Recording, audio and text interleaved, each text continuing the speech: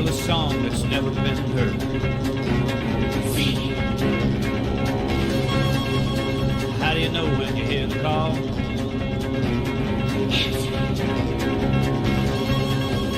What do you do when you've done it all?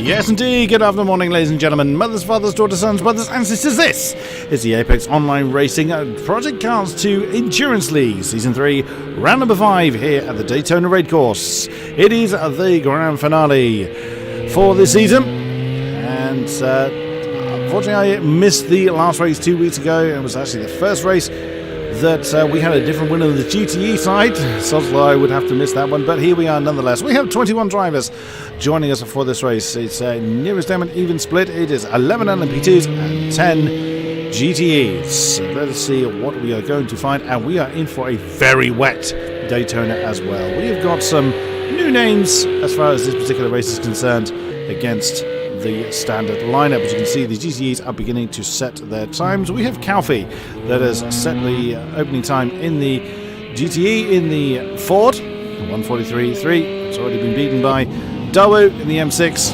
running the Stars and Stripes livery. Leon the Sick One is a name I'm familiar with from the GT3 Elite League. He joins us in the Corvette. He says a 1:42.6, but of course it is the GTE leader De Heidi that has put it on pole in that mighty Corvette. Hello to those that have joined us in the stream. You are always welcome to join you. I'm happy for you guys to join me for this particular event. Let's see who else we find. Andrax has got his name on the board with 1:44.0 in his beloved M6. Oh, locking up a little bit, just coming through the last few turns. Let's see, Warm Tire has got his name on the board as well with a 1:43.267 rather. Oblator, used to seeing him in a Lamborghini in the G3 League. He is 7th with a 1:44.4 in the Ford, and he gets underway for another go. Ticklish Picklewickle has joined us for this particular event. He's a gentleman I've commentated on many times. Haven't commentated on him for a while as he has had a dead steering wheel for several months. I'm glad to see him back in the driver's seat He is 1:46.0 at the moment, and Dangerous Janetta is out there as well in the Ford. He has yet to put a time on the board.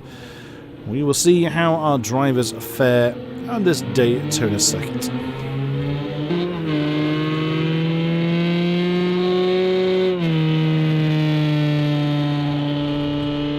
I'm just responding to a message that a competitor that is normally with us is one of our LMP2 drivers, Doc. He's sadly not feeling well, so he's decided to not take part in tonight's event, but he has offered to sit in the box with me, and if it starts to quieten down as the race progresses, then I may well take him up on that particular offer. The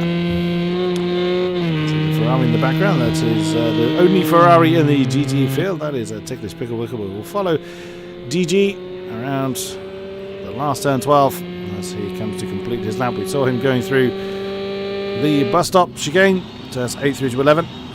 So he's just coming to complete his lap. He puts a time of, it's a slightly unusual move there from DG. So he's not got a time on the board. Oh, there we go, just across the line. That's, oh dear, 2:14.7. Let's follow him around. Let's actually follow DG through the lap. Into turn 1. This can be quite awkward to slow that down because you're trying to turn and brake at the same time. Now the chicane area of 2, or it's only referred to as turn 2 on my map. Now heavy braking zone into 3. Commentated a couple of times on this particular map, in this particular circuit, as DG now comes through turn 4.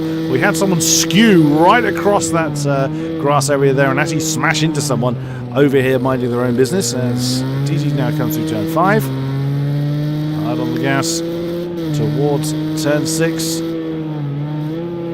And down a couple of gears, and now returns to the banking. Oops, no, that's not how you do it.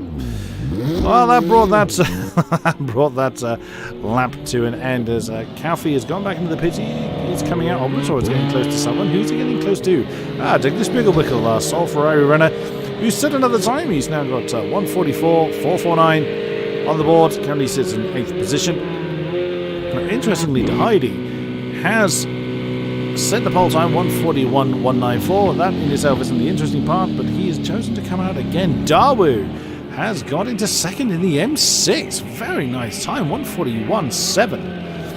Now, last time around, the Corvette was an utterly dominant force. We have had, I believe, 2 patches since I last commentated on this particular arena, so we will see whether the Corvette dominance remains to be the case. As Dawu then continues on his merry way. Look at that. Dawu and Leon separated by only 0.06 of a second, which, as we've just seen Leon lock up a little bit coming through turn 3. That's not going to help him on his way around the circuit. Now, for those unfamiliar with the formats, we have a 20-minute qualifying session split into 2 segments, 10 minutes for the GTEs and then 10 minutes for the LMP2s. Any GTEs that are on a hot lap. Oops! Leon gets a little bit too greedy on the gas at turn 3. At turn 5, beg your pardon. As, he's coming out of the infield section now.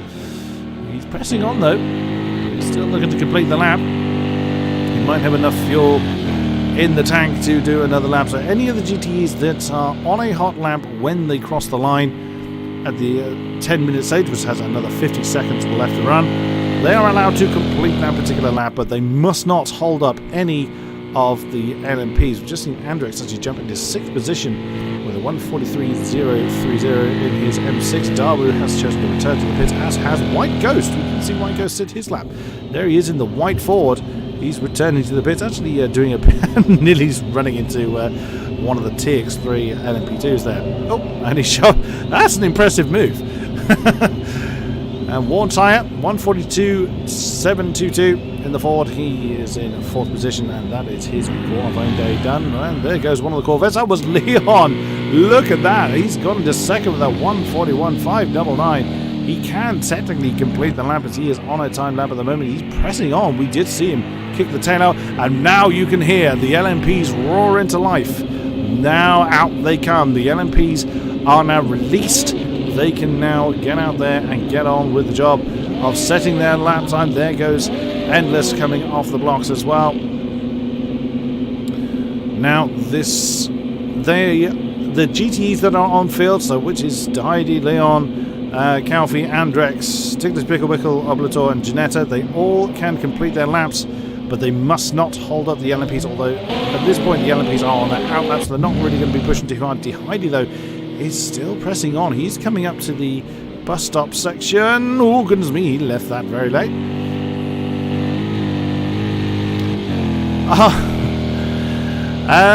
Well, if you're still able to join you still have time to join the race there, Benze Sabo.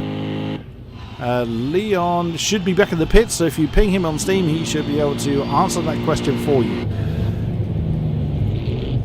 And Heidi's the only the only GTE still on track. He crosses the line and does indeed improve to a 141.115. All of our GTEs now returning to the pits. All of our LMP2s now out on the field. There is TX3 Endless.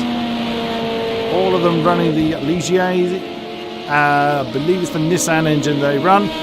None of them opted for the Honda. Daytona, also of the TX3 tribe. James, the black Ligier there. Everybody starting their outlaps. A name I'm not particularly familiar with. Well, welcome to you, Brembo. He's opted to run the yellow Ligier for this particular run. 2 Desert Pack is a name I am familiar with. Now I say no one's running the Honda. That's exactly what 2 Desert Pack's gone for. That growl is the distinct roar of the Honda flavoured Ligier. So interesting to see 2 Desert Pack trying his hand at the Endurance League. I commentate on this particular gentleman in the GT3 Elite League.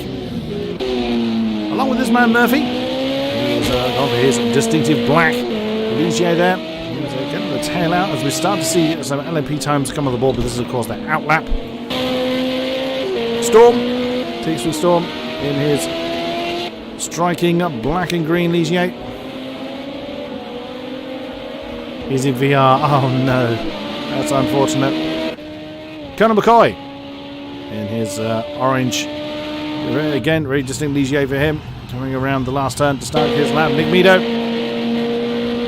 can be found in a Nissan in the current GT3 season, but is continuing to press on.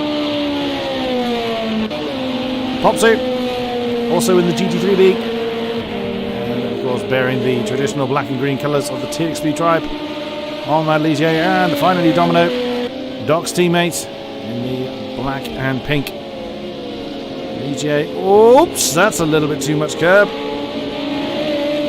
That's not going to help your particular. Not going to help your quest really, as Murphy has got the first representative time of the LMP2s, 133.8. That's already been beaten by Storm, 133.5. We have followed Storm actually through his lap as James and Brembo actually get onto the top of the board. James initially with a 133.1. And then Brembo with a 133.0. Goodness me, absolutely stunning effort.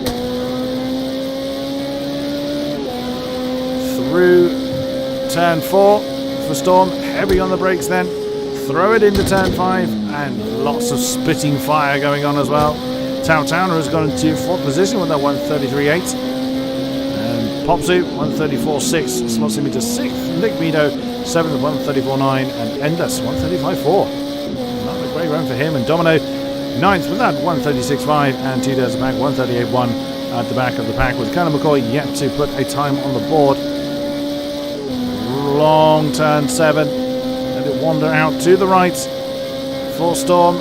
5.5 minutes remaining of this qualifying session into the bus stop section. It's very easy to get very unsettled, but just about manages to hold on to it. Just 0.08 of a second separating James and Brembo for that top spot. He's jumped to the external shot then as Storm flies round turn 12. Does he improve from that 3rd position? Half a second to find to claim the pole. Just the last part of turn 12 to do. Does he do it? He does not. He does not improve from that 133.4, but he presses on nonetheless. Who else can we find? There is our pole sitter, Brembo. Oh, he's really sliding that car. It's going to be interesting if he drives with that sort of style through the race. And that's actually, I think that's James right behind him. It is indeed. So the second baseman is chasing the pole man on track as well as by time. That's all that separates them. And along he comes. Does Brembo improve? He did not, and neither did James, so they're continuing on their laps. See what they are able to achieve. There is Storm, we were looking at him before. Towner. Where is he? He's just come through turn 5. Is that Endless right behind him? Where is Endless? There he is, he's in 7th. It was indeed Endless right with him. Oh, okay, that's a strange bit of lag there. A very bouncy Endless. Thought for a moment that Endless had forgotten to turn, but instead he has lagged into the wall, so that damage is not correct. That's pretty bad. And we've had a new entrant. Flicken Flarken. Welcome to you. A little bit late to the show. Now this is going to be interesting. This is going to be an interesting way to see if the timing bug has been fixed. If it has, Flicken Flarken will set a time, unless of course he chooses not to set a time. He's on his way. So this is going to be an interesting test to see whether that particular element has been fixed. I'm assuming that Flicken Flarken was Benze Sarsbo, apologies if I'm not pronouncing that correctly, from the chat. I am not familiar with his name, but welcome to you. Always welcoming new drivers to our leagues. And Brembo did actually improve. He's now at 32.8 in his yellow Ligier. 2 yellow Ligiers. I think Flicken is running the same. He is indeed. Keeping an eye on him. So that makes 12 LMPs and 10 GTEs. It's actually rare to have more LMPs than GTEs, but that is the nature of what we have this time around.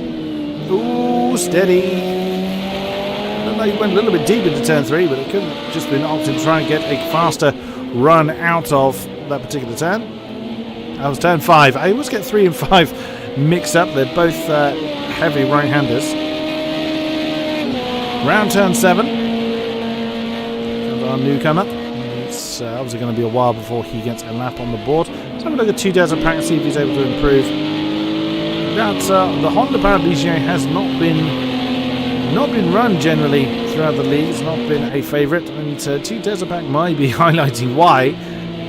And he opts to get out of the way of the TX3 Ligier coming past. Is that Endless? It is indeed. It's the not actually battered Ligier of TX3 Endless has just gone past, but one of the black Ligiers not far behind. So is that James? It is indeed.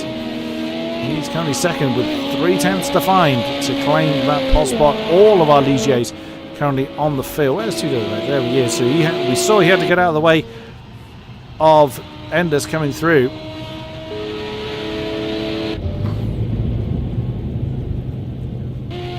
That's very weird when that camera first cuts in, the sound doesn't kick in for a while. The 2 Desert Pack is now on a hot lap. You saw him flash on the lights to Endless just then.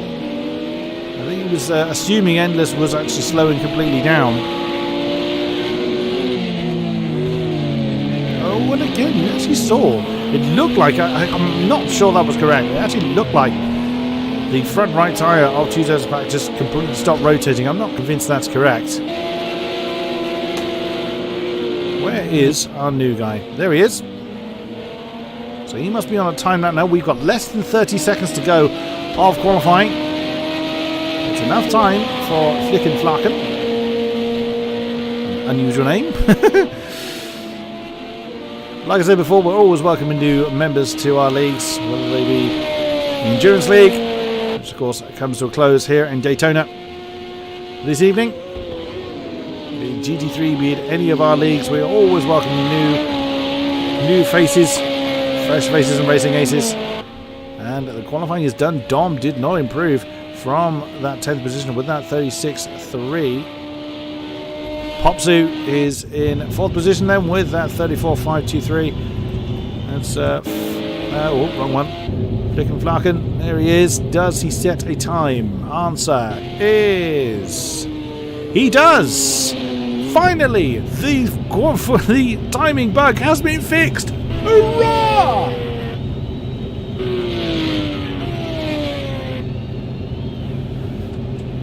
And he said a 1:37.5. Not a bad effort for jumping into the session very, very late. Brembo is holding on to that pole spot. That's James has crossed the line. 33.1. He will not beat that. Storm, though, is on a lap. He crossed the line and did not improve. 2 Pack is the only one still running. Also, the only one that hasn't come back to the pits, but he is under AI control. Qualifying is done, and it is in the order you see. I'm so pleased that damn timing bug has been fixed in time for this particular race. Timing bug, for those unaware, if you join the qualifying session after it had started, you got stuck at the bottom of the timing board for all spectators, and you always appeared on lap 1. So I had no idea where anyone stuck in that bug was. Of course, if they were leading the race, everyone else's position was incorrect to me, because of course the game assumed that everyone else was in the positions that it thought, not taking those in timing bug into consideration. However, that is not something we have to worry about anymore. Fabulous! So just got to let the clock tick down. As one of our newcomers, Brembo, gets the pole for the LMP field. GTE leader Heidi gets the pole for the GTE field. Storm has returned to the pits. It's Heidi once again asserting his domination of the GTE field. And it is Brembo that gets the top honours for LMP. And the qualifying is now officially done. Just waiting for the confirmation to come in. And there it is. So Brembo just beating James by 0.3 of a second. So 2 of the F48's drivers in the top 3. Then Storm, Daytona, Murphy, Popsu, Endless, Nigmido, Conan McCoy and Domino. 2 Pack and Flick and Flarkin are your LMP runners.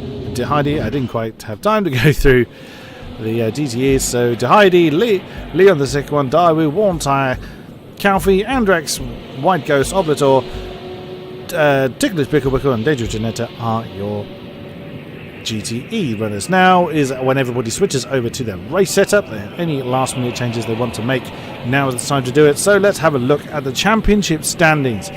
It is not done and dusted. Both the GTE and LMP field have the possibility of usurping the current top spot to Heidi. With that, as you can see, first, and then 5th. Of course, the one race I was not able to commentate on is the one race he didn't win for the GTE field. Andrex taking the win and bringing him right back into contention for the GTE side. And James still holding on to the lead with 2 wins and 2 podiums. Storm is right up there as well with 2 wins, 1 podium and 1 DNF. It's a shame he was leading the first race very, very comfortably at Algarve and then magically vanished. Right. It is going to be a 2-hour race. There's an additional few minutes added on for the formation lap that we are about to embark on. Again, for those unfamiliar with the format, it is a manual rolling start. So we will be ignoring the lights when they go. 30 seconds, but that is such a jarring camera. Let's come away from that. And no sooner do I say that, the start has begun. So of course, it being a oval circuit, the game forces you into a rolling start, and already we've got trouble. Now Calfee has got himself a penalty. That would be unfair, of course, because he wasn't in control of his car. It's a 5-second penalty. He will have that contested post-race. Anyone with damage through no fault of their own have the option to run off and get a pit stop done. What's going to happen now is the field will continue at this kind of pace until we get to the formation point, which will be at the beginning of the last long turn 12, so just after the bus stop area. At which point our race leader, which will be Brembo, will floor it to indicate the beginning of the race. People checking that they can flash their lights. Now, as you can see, it is currently dry, but a thunderstorm is on its way. So this is going to be a wet to dry race. It's going to be very, very interesting to see how our competitors manage the dry phase. But more than half the race is going to be in the wet. So whilst we see how the running order stands at the moment, that does not at all mean that they will stay there for the duration. Oh, it's one of our GTEs that's... Oh, it's White Ghost. White Ghost is making his way through the field. That would indicate that he has damage on his car. You can see there's a little bit of damage on the rear of his car. What he's doing, he's coming through the field. You can see he's actually had a rear impact. He's flashing his lights. He'll also be alerting people on voice comms to indicate he is coming through the field to get to the pits. Now, what is going to happen is he will get to the pits, have his damage fixed, and then he will have to sit there and wait for the field to pass him. He's not allowed to return to his original starting position, because by the time everybody passes him in the pits, they will be at racing speed. Also, you can see that, if we bring up the map, you can see that the two fields have split. The back of the LMPs, we go to that, Spick and Flarken.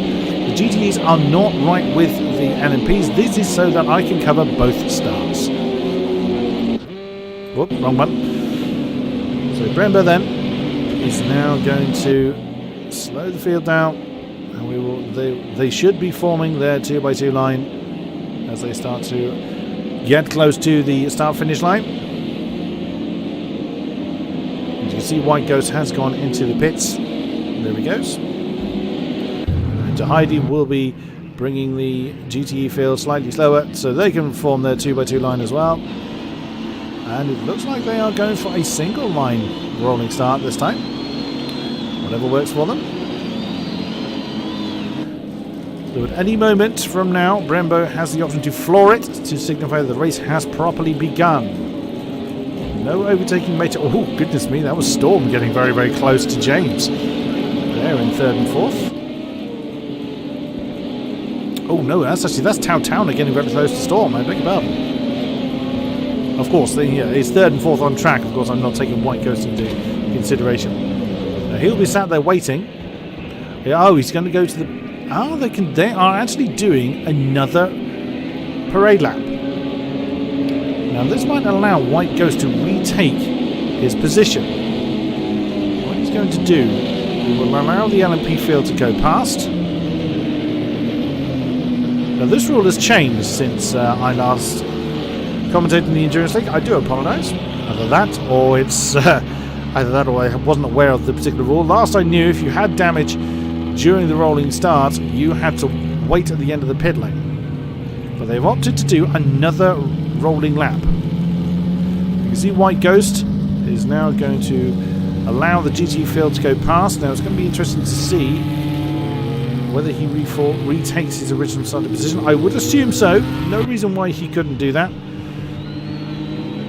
I'm not so sure where that was. That's sort of right behind him. And there you go. He's retaken his original position. That's fortunate for White Ghost then that he's been able to do that. So, and second formation lap for our runners. That's absolutely fine because enough time was added to the race timer to allow for such an eventuality. You see, we're just approaching the 2-hour mark. And that's how long this race is scheduled for. Oh, again, Storm getting very, very close to the tail of James there. Not quite at the formation point yet. That is just after the bus stop. So once again, the LMPs getting the heat into their tyres. The GTEs will be doing the same. The darkness is descending. And the rain is coming.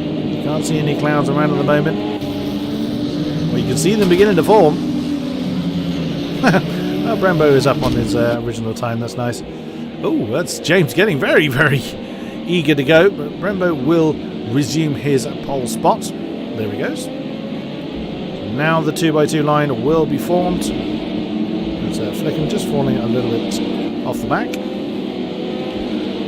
So So any moment, Brembo will floor it to signify the beginning of the race. If we look at our GTE brethren, they have done the same. There they are. They are just forming their 2x2 line. This moment where, look at the last from Storm. He's on the second row. He's just keeping his foot ready to deploy the gas. He's very, very keen to get on with it. Brembo is holding, which he's entitled to do, because they have not got out of the acceleration zone yet. We are racing now at Daytona, and Storm is right there. He's already gotten James into second. He's got the inside line. James has really outbraked Storm, but Brembo's gone too deep into the first turn. He's going to be very careful how he comes back on field, and Storm takes the lead of the LMP field. Very nicely done. Brembo now second. James is fighting Brembo. And it looks like Brembo's lost third as well from an excellent pole time. He's already down 2. Murphy is having a go. Oh, I had a big screen freeze there. I don't want any of that. And for some reason, my frame rate's gone through the floor. I don't entirely know why. Apologies for that. If we jump quickly to our GTEs, they're just about to do the same thing. And there goes to Heidi. He's floored it to signify the beginning of the race of the GTE field. Leon in the second Corvette. Oh, he gets a bit of a nudge there from Darwin in the BMW. So both of them trying to go into the same apex. You can see the LMP field just getting around onto turn 7. And so far so good for the GTEs. There's Dawu, third in class, with Warntide directly behind him. On board with Calfee in the second Ford. That's Warntide already ahead of him. Everybody seems to have gone away cleanly in the GTE field, but jumping up to the LMP, Storm already has a 1.1 second lead over James. Murphy is now third. Brembo is down to 5th. There he is. Terrible start, but he's gotten a great bit of slipstream out of Daytona. That was an incredible turn of pace. I would imagine Daytona probably had a pretty bad run out of the bus stop area, which left him very, very vulnerable all the way through turn 12. Brembo flew through into 4th. Oh dear, someone's had... It's Oblator. Oblator's had a really bad run through the infield and is now finding himself way off the back of Danger Trinetta. 6 seconds separates him and the rest of the GTE field. So something's not gone right for Oblator. James is trying to close Storm back down, and he has managed to do so. Just 6-7 tenths now separates the top 2 of the LMPs. Storm's lost a bit of time somewhere. You can see James is really on the move. James, our current LMP leader. He will want to retain that. Storm second in the championship, so if anyone he wants to beat, it is definitely that man.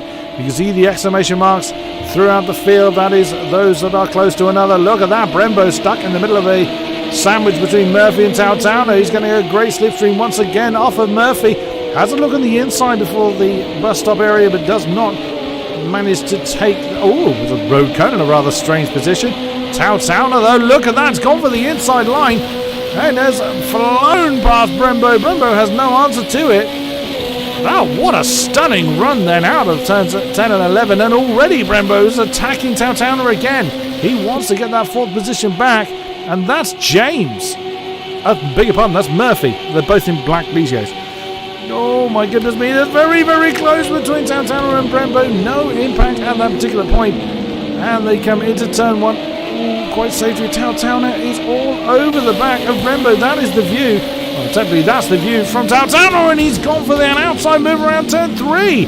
I'm not sure that's quite what he was planning for, but Brembo seemed a little hesitant coming off of turn 2. Still side by side, Daytona's just nudged ahead. He's going to have the inside line for 4.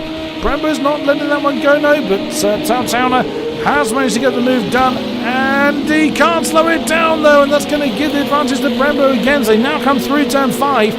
Daytona had a good drive out of that corner, though. Now finally slots into 4th position and makes the next turn, turn number 6, quite comfortably. Now the LMP is beginning to spread out. What a series of moves then between Brembo and Daytona, and already Daytona's got himself half a second just under. But Brembo, we've seen some incredible drafting from the yellow Ligier. Let's see if he's able to hang on to that.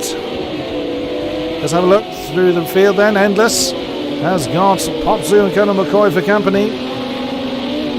Oh, Colonel McCoy look to be going quite deep into the bus stop chicane. There is Nick Meadow. He is pretty close to Colonel McCoy, and Domino's not too far behind either. 1.5 seconds behind. There he is. But finds himself with some breathing space fore and aft. Our new guy, Flicken Flacken. He joined qualifying with only about 3.5 minutes left on it. In 11th with 2 Desert Pack right behind him. Let's have a look with our GT field. De Heidi is stretching his legs out there at the front. Long way to go. It's all well and good starting well, but you have to finish well to make it count. Warm tyre, if we look on board with him, that is the view from the Ford. That's Leon in the Corvette ahead. He's actually lost that second position to Dawu in the M6. Andrex is not far behind, about 1.5 seconds or so. There he is, the GTE's second place man, with Calfee for company in the Ford. White Ghost has fallen a little bit away from the front runners at the moment. Our sole Ferrari in the hands of Ticklish Pickle Wickle, or TPW as it's often referred to. There's Dangerous Ginetta. Very cautious coming into the bus stop area. And there's Oblator. We saw him have trouble earlier on. I think in the background, yep, there's our race leaders. It's Storm and James. Very close. They are looking to win this, and they want to win it well. And Brembo's actually back up to third. We didn't see this move happen. You could see the amount of time Tautauna's lost on this lap alone. That's what's given Brembo the third place position back. A little bit too far apart for Tautauna to try anything in return. There is Endless Popsu, Colonel McCoy and Murphy in that particular battle. Murphy's fallen quite a way back. And Tautauana is in already. I'm trying to click on his name, and every time I do, it moves. Oh, goodness me. Well, I can't see any rain, so I don't think the rain's arrived this early. So there's damage on that Ligier. That's going to drop into the tail of the Ligier field. Look at that. On board then with 2 Desert Pack. You can see how many cars are still close. That's Flick and Flocking gone very deep into turn 3. 2 Desert Pack can't do anything with it though. And remains in 11th. Dom not too far ahead of the yellow Ligier as he comes into turn 5, looking to try and close down Nick Meadow. Nick Meadow's actually got himself a penalty on the board. A 5 second. Oh no, that's Calfee, beg your pardon. It's just a 1 second penalty for Nick Meadow. Naughty boy, don't want to be racking too many of those up. James is still close to Storm though, at the head of the LMP field. That is what it looks like. Again, a decent amount of drafting going on there. You've just seen the lone Ferrari of TPW going through the shop. So you need to already put a lamp on Oblator and Dangerous Ginetta. Tautauna's still in the pits. Goodness me, what a horrifically long pit stop. Can't see any damage on that car, so it's very strange that Tautauna's pitted so early and for so long. Oh, excuse me. He comes out right behind Dawu. As Dawu then is not likely to put up a fight. He's technically entitled to, as it is for position. But realistically, GTE is not going to try and fight an LMP. Oh, look further back though. So that's impact then. Turn 3 between James and Storm. This is for the lead of the race. Storm just about fending off the black Ligier, but he's still not done. A bit of a twitch there by the TX3 runner. James can have the inside for turn 5. Oh, and he manages to force Storm a little bit wide. That gives the lead over to James. He's not afraid to get his elbows out. Great stuff. That, I think, is White Ghost. No, that's not White Ghost. That's Worn Tire and Dawu we just seen going out the shot. Oh, look at that. Storm getting a great run on the inside of turn 7. And that's going to demote James. But James had a decent drive as well. And manages to retain the lead. He had a stunning effort on the top part of the turn. He's now coming up to the 2 Fords. That's going to be trouble. Now the Fords do not have to get out of the way. The GTEs do not have to jump out of the way of the LMPs. And it's actually preferable that they don't. Oh, but that delay in James trying to get past the first Fords cost him. Storm once again getting on the inside if this is what they're going to be like all race long, they are, one, going to be knackered, two, my throat's going to be raw. Don't care, I love it. Absolutely love it. And James just fending off. It looks like James has got the top end advantage over Storm, but I would imagine that, oh goodness me, that was one of the Fords flying off the road. That's not going to do them any favours. I would imagine it's here then that Storm's going to struggle. If James has got the top end advantage, you would assume that is at the sacrifice of cornering efficiency. I want to have a look elsewhere on other battles we've got, but this battle is raging on. James defending the inside line at turn 5 where he earned the lead last time around. Is that Andrix has just gone through the shot? It is indeed. As mentioned before, the GTEs do not have to jump out of the way of the LMPs, and it's advisable they don't so that the LMPs can plan their move. Oh! That was Storm trying to get the cutback on James. Couldn't quite get it done. There was a bit of impact there. If we get... that's the one I was looking for. And look at that! James has just got a great drive.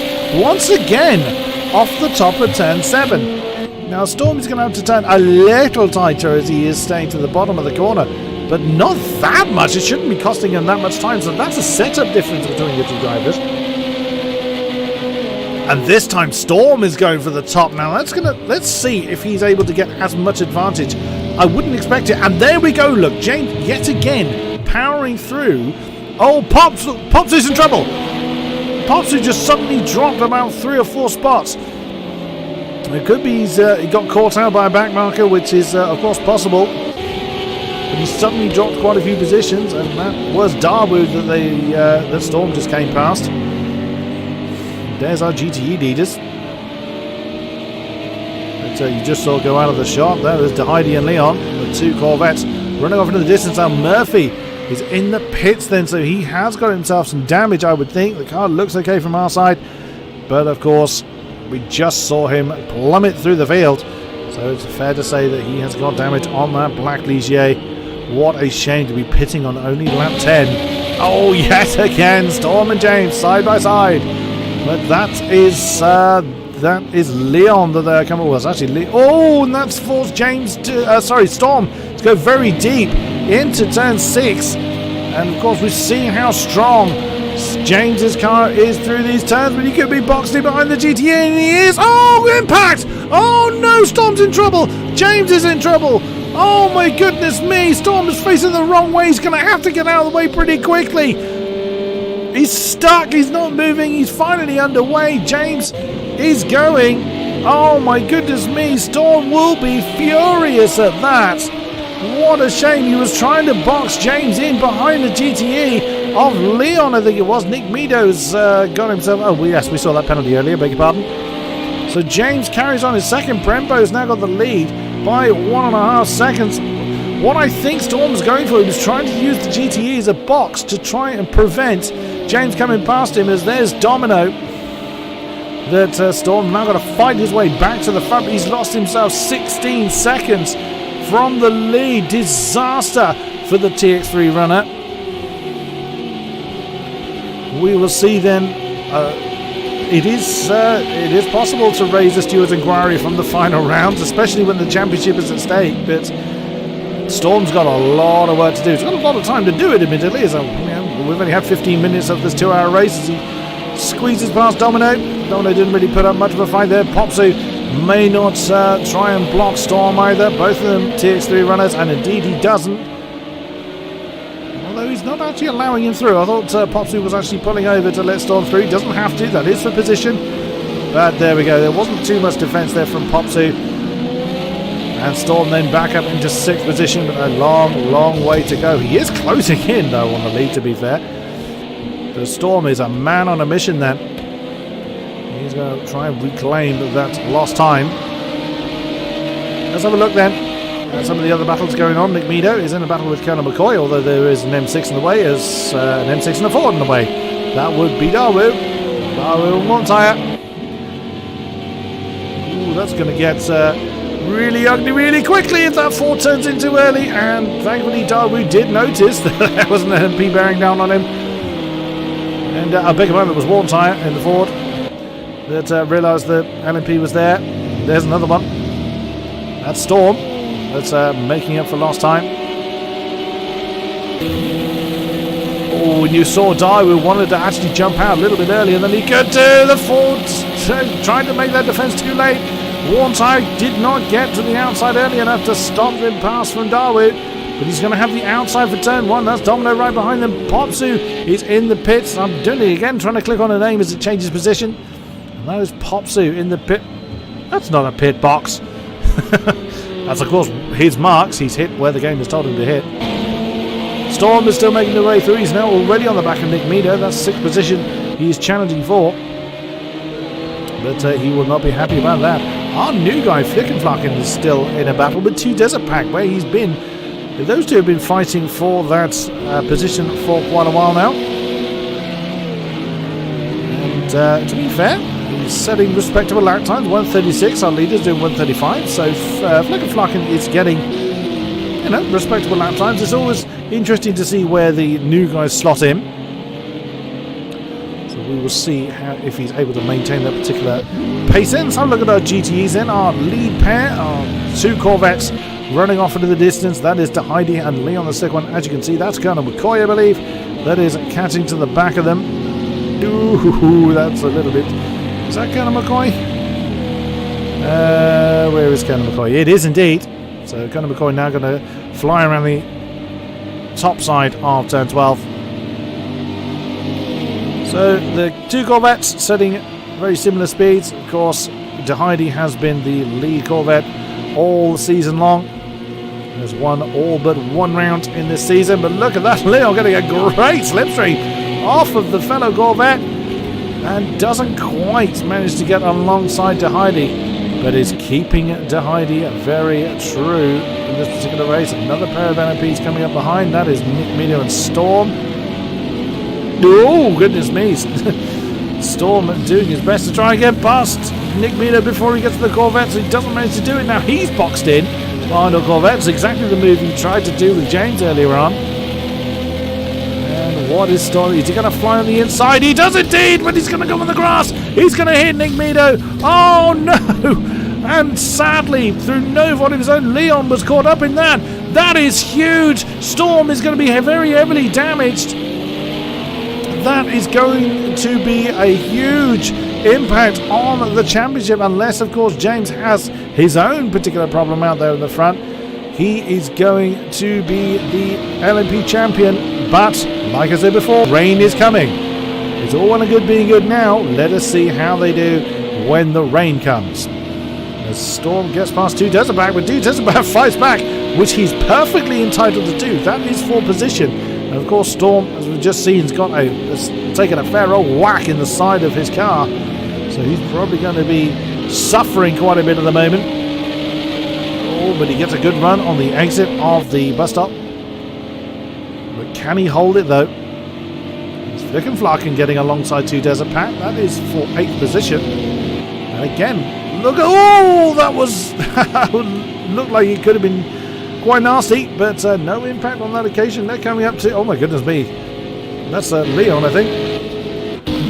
There's 1, there's 2, and there's another one in there somewhere. As the LMPs fly past. Now, Leon's actually decided to slow down to allow the LMPs through. He's not obliged to do that. And you can see the damage on the front of Leon's car as a result of that impact earlier on. Wasn't Leon's fault. It was just an innocent bystander there. But that is going to affect his race. You can see De Heidi has run off. He's got himself 5.5 seconds on his fellow Corvette as a result of that impact.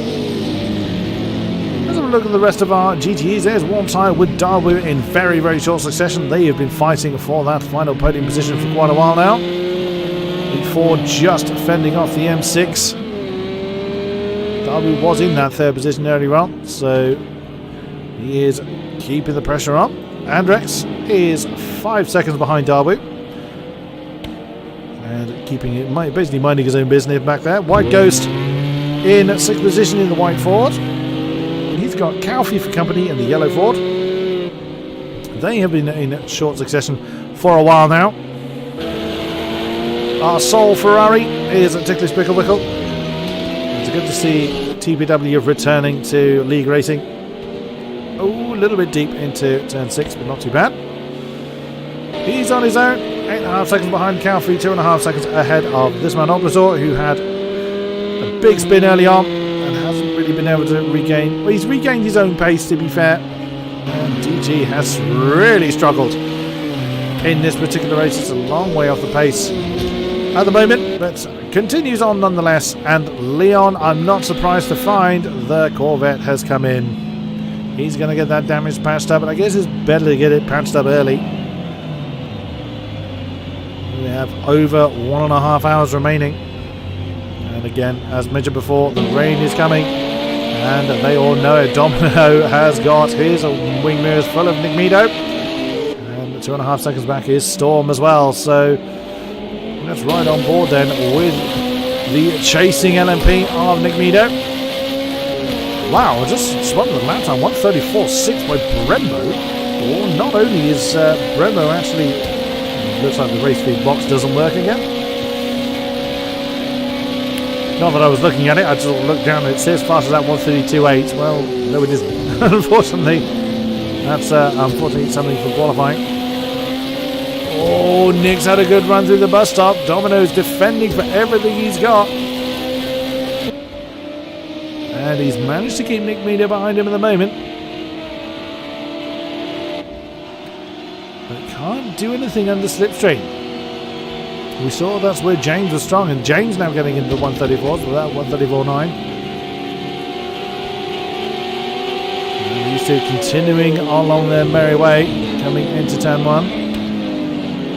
Oh, Nick getting very, very close under the rear wing of Domino.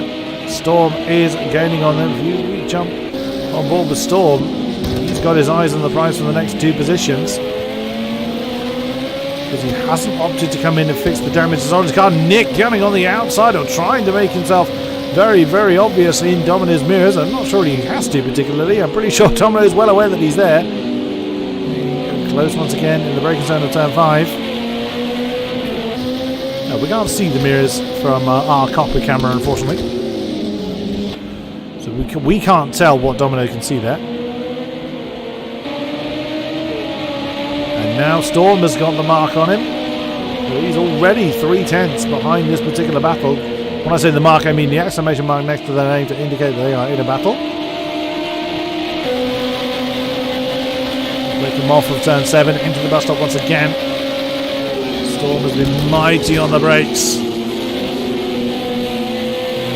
Getting right under the rear wing. He's wants a good run out of here, which he does get. Oh, we're going to see 3 wide. Oh my goodness me, yes we are. 3 wide through turn 12. Can Storm do anything with it? No, he backs out of that quite wide. He's already had enough incidents this race. Nick Meadows a little bit stuck out there. He can't come in because there's a wild TX3 Storm on his inside.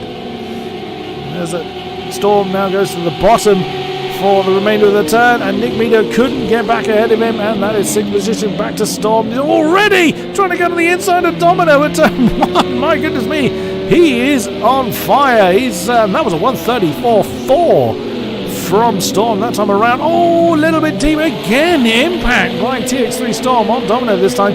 Dom trying to defend his position into turn 3. And they continue on their merry way. Goodness me. And there he goes on for an outside move this time. At turn 5, but he's got Oblator right there. Oh, it's either Oblator or Danger Janetta. It was DG. He opted to jump out of the way. He didn't have to, but you can't really blame him considering how quickly they were bearing down on him. Look at the time that Storm has lost against the lead. He's now 30 seconds down. As they continue to press on, can Storm break away from Domino? Nick Meadow still in there. Domino now having a look on the inside before they get to the bus stop. Is he going to hold on to it? Oh, TX3 just manages to shut the door on the pink and black Lichier. You can see that the skies aren't just darkening because of the sundown. There's a lot of clouds in the air. And Storm now started to get the gap that he's looking for. And we're still seeing those 34s popping up. I the top end of the field as well. Oh, look at that. Domino really stormed back in, no doubt due to the damage on the TX3 runner's car. Couldn't quite get back ahead of him, and that is a Leon. He is down in 9th in class. I mentioned before, whilst he will have the blue flag waved at him, he does not have to jump out of the way unless it is for a GTE car. The LMPs, he just has to race his own line, and the LMPs have to figure it out for themselves. They of course have much greater speed and traction, so therefore if they plan their move early enough, they can get through without too much concern, without losing too much time. Storm flew past the stricken Corvette, and Nick Meadow and Domino did the same. Have a quick look down, further down the field. Flickenflaken and 2 Desert Parrots still in that particular battle. Flickenflaken has managed to get ahead. So very similar lap times, a couple of tenths in 2 Desert Parrots' favour last time around. Popsu, after his early pit stop, is getting into the 135s. He's got 27 seconds to gauge in the next car though, so he's going to be very lonely for some time. Murphy is actually behind him, so Murphy's very... Whoops! He got caught out a little bit there by the Ford. That Ford is... it's either white ghost or worn tyre. It's worn tyre. Again, he does not have to jump out of the way. He's not actively allowed to block anyone, as indeed the GTEs are not allowed to intentionally block any of the LMPs, but they do not have to jump out of the way. Dawu trying his best to hang on to the back of that Ford, but it does look like Worn Tyre's got the pace over the M6 at the moment. Long way to go though. Nick Meadow and Domino still in their battle for 6th position. In a way, I'm a little bit relieved, because last time I commentated on Daytona, everybody got spread out before the halfway stage, and it made for a very tricky race to commentate on, because there was just nothing really going on there side by side. Coming down into turn 6, and Domino has got the inside line. Nick's gone very deep. He's going to try and get a decent drive on the exit of the corner, but he's lost the position. On board again with Nick Meadow in the slipstream. Jumps to the outside but can't hold it. Domino's got a lovely car for riding the bottom part of the turn. Heading into the bus stop once again. Through it fairly comfortably. And Nick Meadow's had a good run as well. You see how much time that they lose compared to their best when they're battling. Brembo on 34.6. Stunning lap for our current race leader. Just clear that because it's not telling me anything. James 134.8, so he's lost another couple of tenths. 2.5 seconds separates the top two. And then there's another 16 seconds between James and Endless for the final podium position. It wouldn't be at all surprised though if there's a few words said about the incident involving James and Endless. James and Storm, I beg your pardon. Wrong TS3 drivers. Nick Meadow's gone for an outside move in turn 3. Can't hold on to it though, well defended by Domino, but now Nick Meadow's going to have the inside, but he can't do it. Domino just managing to get that door shut before they get through turn 4. Very nicely done, nice and clean. This is not what you want as an endurance racer. You want to have the, I say dull race, but you do not want to be under this much pressure for so long, and Domino's handling it pretty well as we go through the quarter point in this race. 25% done, and still battling going on. Coming down the field, I do get that weird bouncing effect from time to time. Nick Meadow hasn't developed a very spongy suspension. That is just how it looks from my perspective, and that I think is obligatory. It is indeed. His Black Ford staying well out of the way of Nick Meadow and Storm. Oh, hello. Sorry, Nick Meadow and Domino. Storm, I just saw he got the exclamation mark on it, which means it's closing in on Gunnar McCoy. There they are. Just shy of 2 seconds between the two. Let's see what the lap times were. Storm still getting 134s. 35.0 last time around. 34.4 this time from Brembo. Stunning effort out the front there. That's an ugly looking DJ. Either Colonel McCoy, Colonel McCoy's hit something. I was going to say, he can't be running without lights, that's not allowed us. Flick of Vloggen has chosen to come in. That could be planned. We haven't been aware of any incident involving him. A fair effort for his first race in this league. He happens to be the finale, but fair play to you, sir. Oh, wow, Storm didn't take no for an answer there. Again, once again, he's getting his elbows out. Oh, no! Colonel McCoy went for the inside line. Storm turned in. And impact again for TX3 Storm. He must be getting pretty fed up in that car at the moment. He's clouted quite a few of the LMPs. Oh dear, oh dear. Again, no obvious sign of damage, but that is not going to help. That's lost him quite a fair chunk of time. Colonel McCoy has continued, of course. Storm will reel him in again, but after how long? There's one of the yellow Fords. Colonel McCoy easily traverses. Oh, it was Nick Meadow taking a while to jump out from behind the white Ford. I do believe that is... Oh, Andrax is closing into Dawu, actually. Dawu's had problems somewhere. The M6s were quite a way apart. Is that, I think, is that Storm coming through? Nope, that must be Endless then. It is indeed our third place man just going past Andrax, who's fourth in class. Oh, he just got a bit caught out there by Dawu. Andrew, I've now called him Andrew. I'm sure he's been called worse. As they come into turn 6, he's gaining on his fellow M6. Dawu's got just shy of 10 seconds between himself and the Ford of Worn Tyre.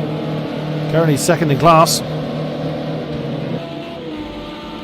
Domino still on the back of Nick. Oh no, Domino's on the back of Nick Meadow now. So those two have swapped positions. Can Domino do something about it, or will Nick Meadow be able to sprint off into the distance? Domino finally succumbing to the pressure that Nick Meadow has been piling on his shoulders. Can he get back into the rhythm? He's staying right with Nick Meadow. Lovely amount of slipstream off of turn 7. That is Calfee, I believe they're coming up to. Yes, it is. Nick Meadow's got past it. Oh, stay still, Calfee, stay still. And he does indeed. Domino's going to get a decent amount of slipstream. Oh my goodness me. A decent amount of slipstream indeed. He's flown past Nick Meadow. Oh no, saying that. Oh yes, he has. Beg your pardon. I thought for a second he hadn't managed to get the pass done, but what a stunning slipstream that Domino suddenly found. And he's blasted back into 6th position. But Nick Meadow, of course, is not one to give up on that one. Domino is continuing to keep himself in check. And then look at that! Look at the M6s.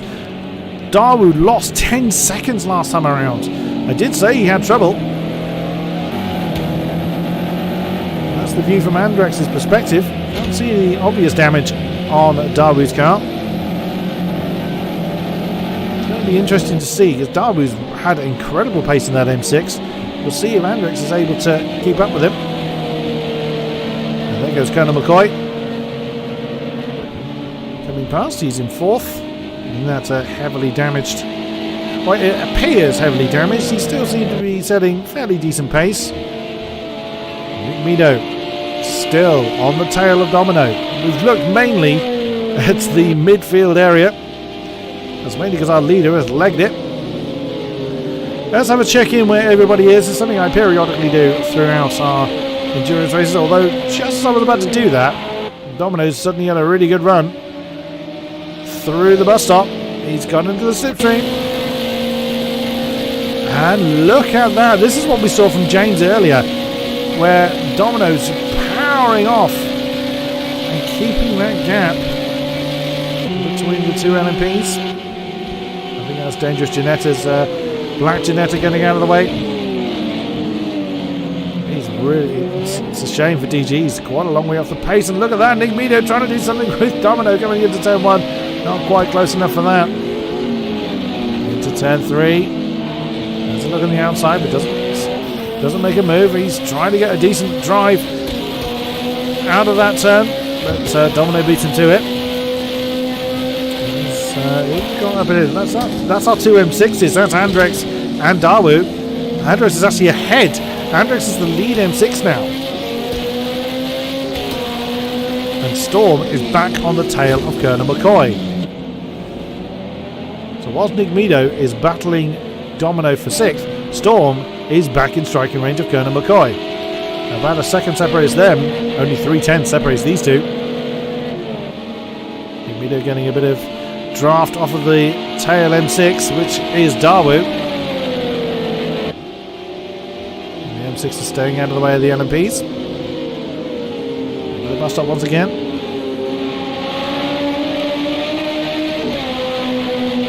Oh, again, Nick Meadow does look like he gets that little bit better drive out of the corners, but there goes Domino again. Starting to pull away from Nick Meadow. Even though there's a long way... Oh, Brembo's actually got himself a penalty. It's a 2-second penalty for our race leader. Nick Meadow, 2 Desert Perk, and 10 seconds for Flickenflaken. Oh dear, that's speeding at the paint lane, I believe that one is. And 5 seconds for Calfee, which he did get at the beginning of the race, which he may or may not contest. Well, if he was more than 5 seconds away from someone, there's no point in contesting it, but we'll see when the race ends whether that is the case for him. What a shame for Flickenflaken. He's been having a great debut as DG actually comes in the black Ford. No obvious damage on his car.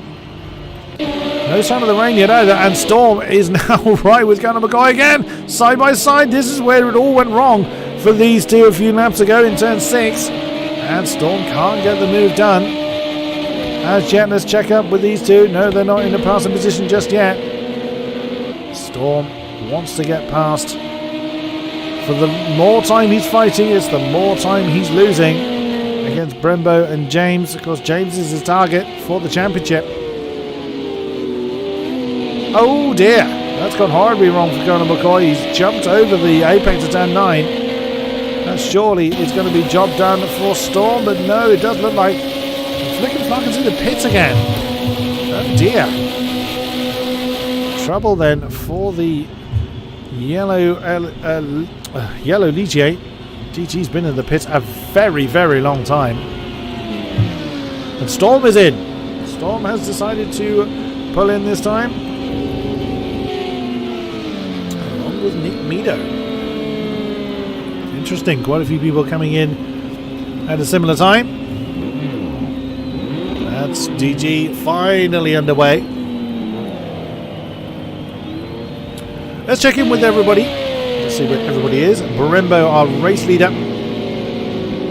has been in the lead for quite a while now. Working his way. That's the lead of the GTEs. 2 Desert Packers also come in. There he is in the orange Ligier, and that's Kofi. Or Calfee, however you pronounce it. That's coming as well. Oh, Leon's getting... he's catching up to Oblator. So he now has work to do in that reshaped Corvette. And again, a lot of people coming in. That was interesting. And Brembo also race leader has chosen to come in. I'm not seeing any sign of rain. So I don't think. There seems to be similar strategy calls going on.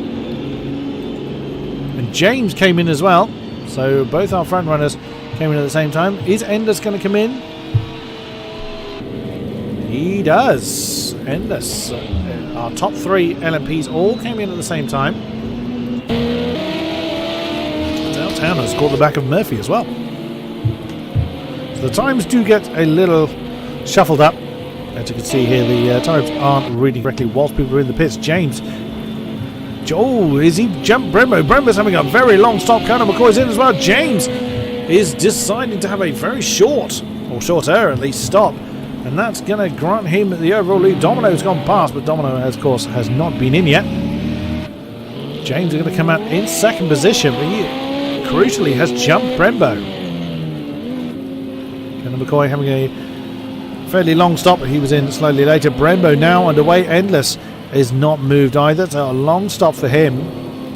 Brembo's going to be quite a way back from James when he finally comes out. Domino leads.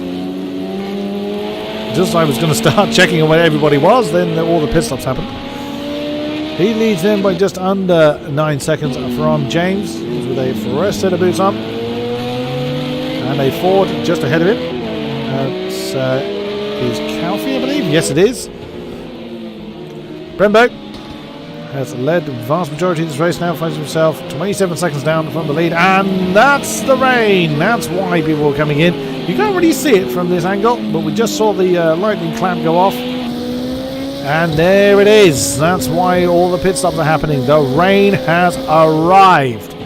It is thunderstorm. Oh, and you saw how deep Brembo went there.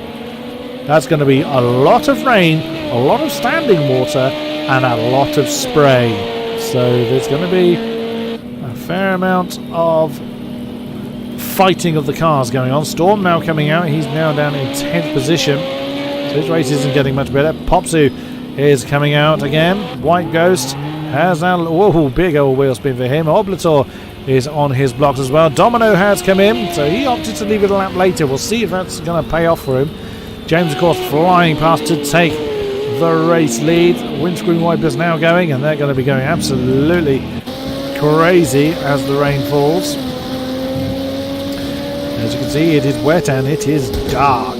Although Daytona is very, very well lit, so time of day is not going to make too much of a difference. Brembo goes up to second.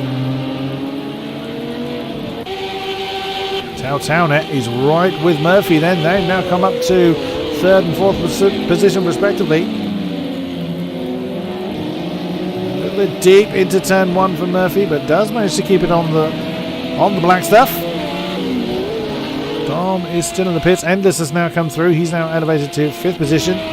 That's a long stop for Domino. He's now underway. Nick Nido has come through, and that's going to open a big gap between himself and Domino, who's been fighting with for so long. So I'm not sure it's really paid off for Dom, but we'll see. Long way to go yet. Still well over half the race to do. We'll see how that turns out. Let's have a look at Daytona then. Oh dear, that's one of the M6s. That could be Daewoo. It is Daewoo. That is right in front of them. Oh no! Murphy has clouted the back of one of the white Fords. Is that White Ghost? It is! Massive damage to the GTE of White Ghost. Oh no! He's lost a wheel! Murphy's lost a wheel! That's what the sparking is! Oh no! Get onto the apron, Murphy. Get out of the way. He's a long way from the pits. Massive damage to Murphy's car. His race is done. What a terrible way for his race to end. He is going to be struggling with that car for such a long time. He's coming up to the... He's at least done the infield. He shouldn't really be there. He needs to get out of everybody's way.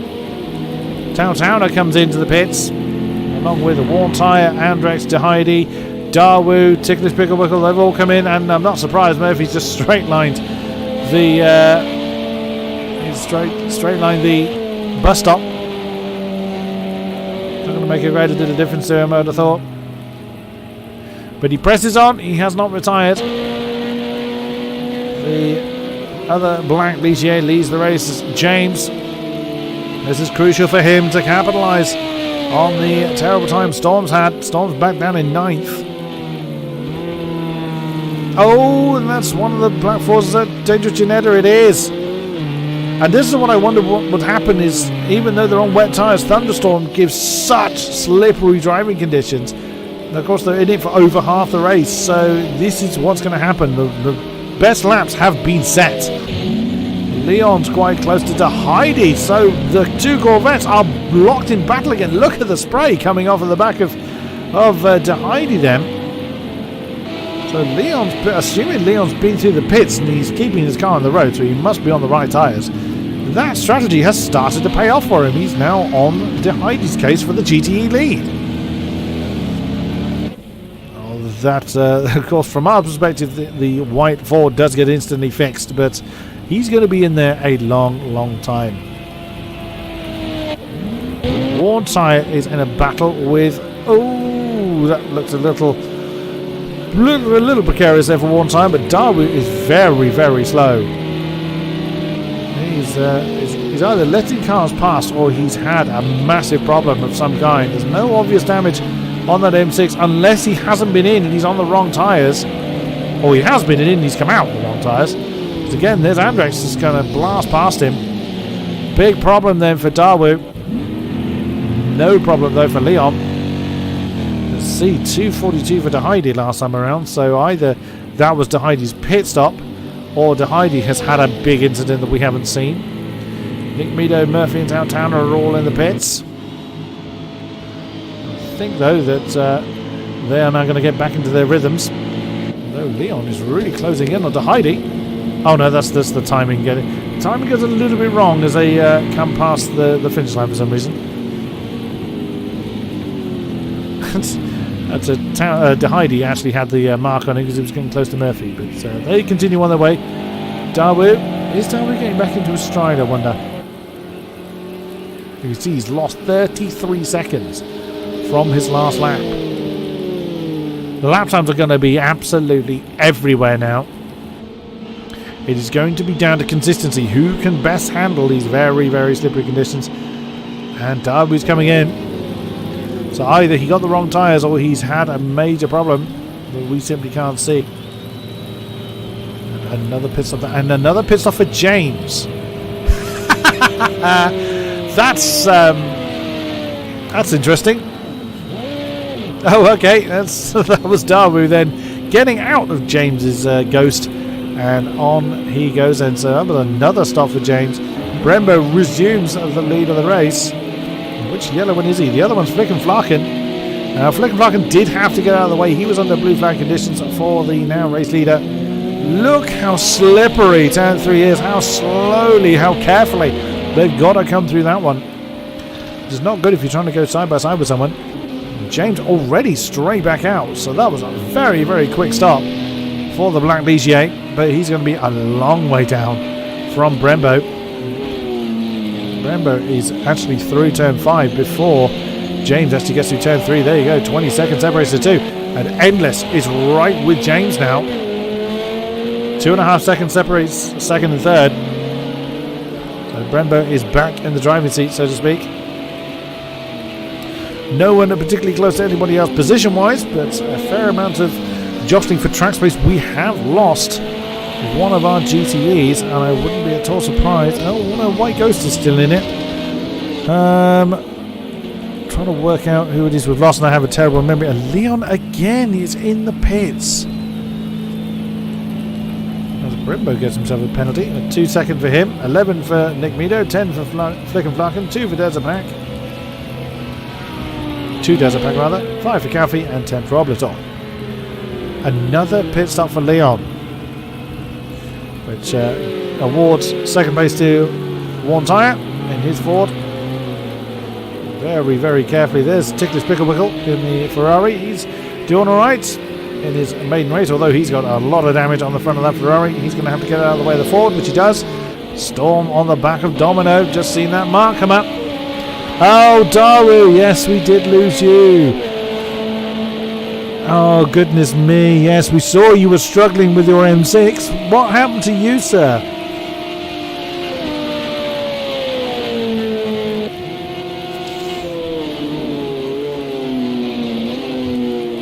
I did wonder whether you were having pit crew trouble,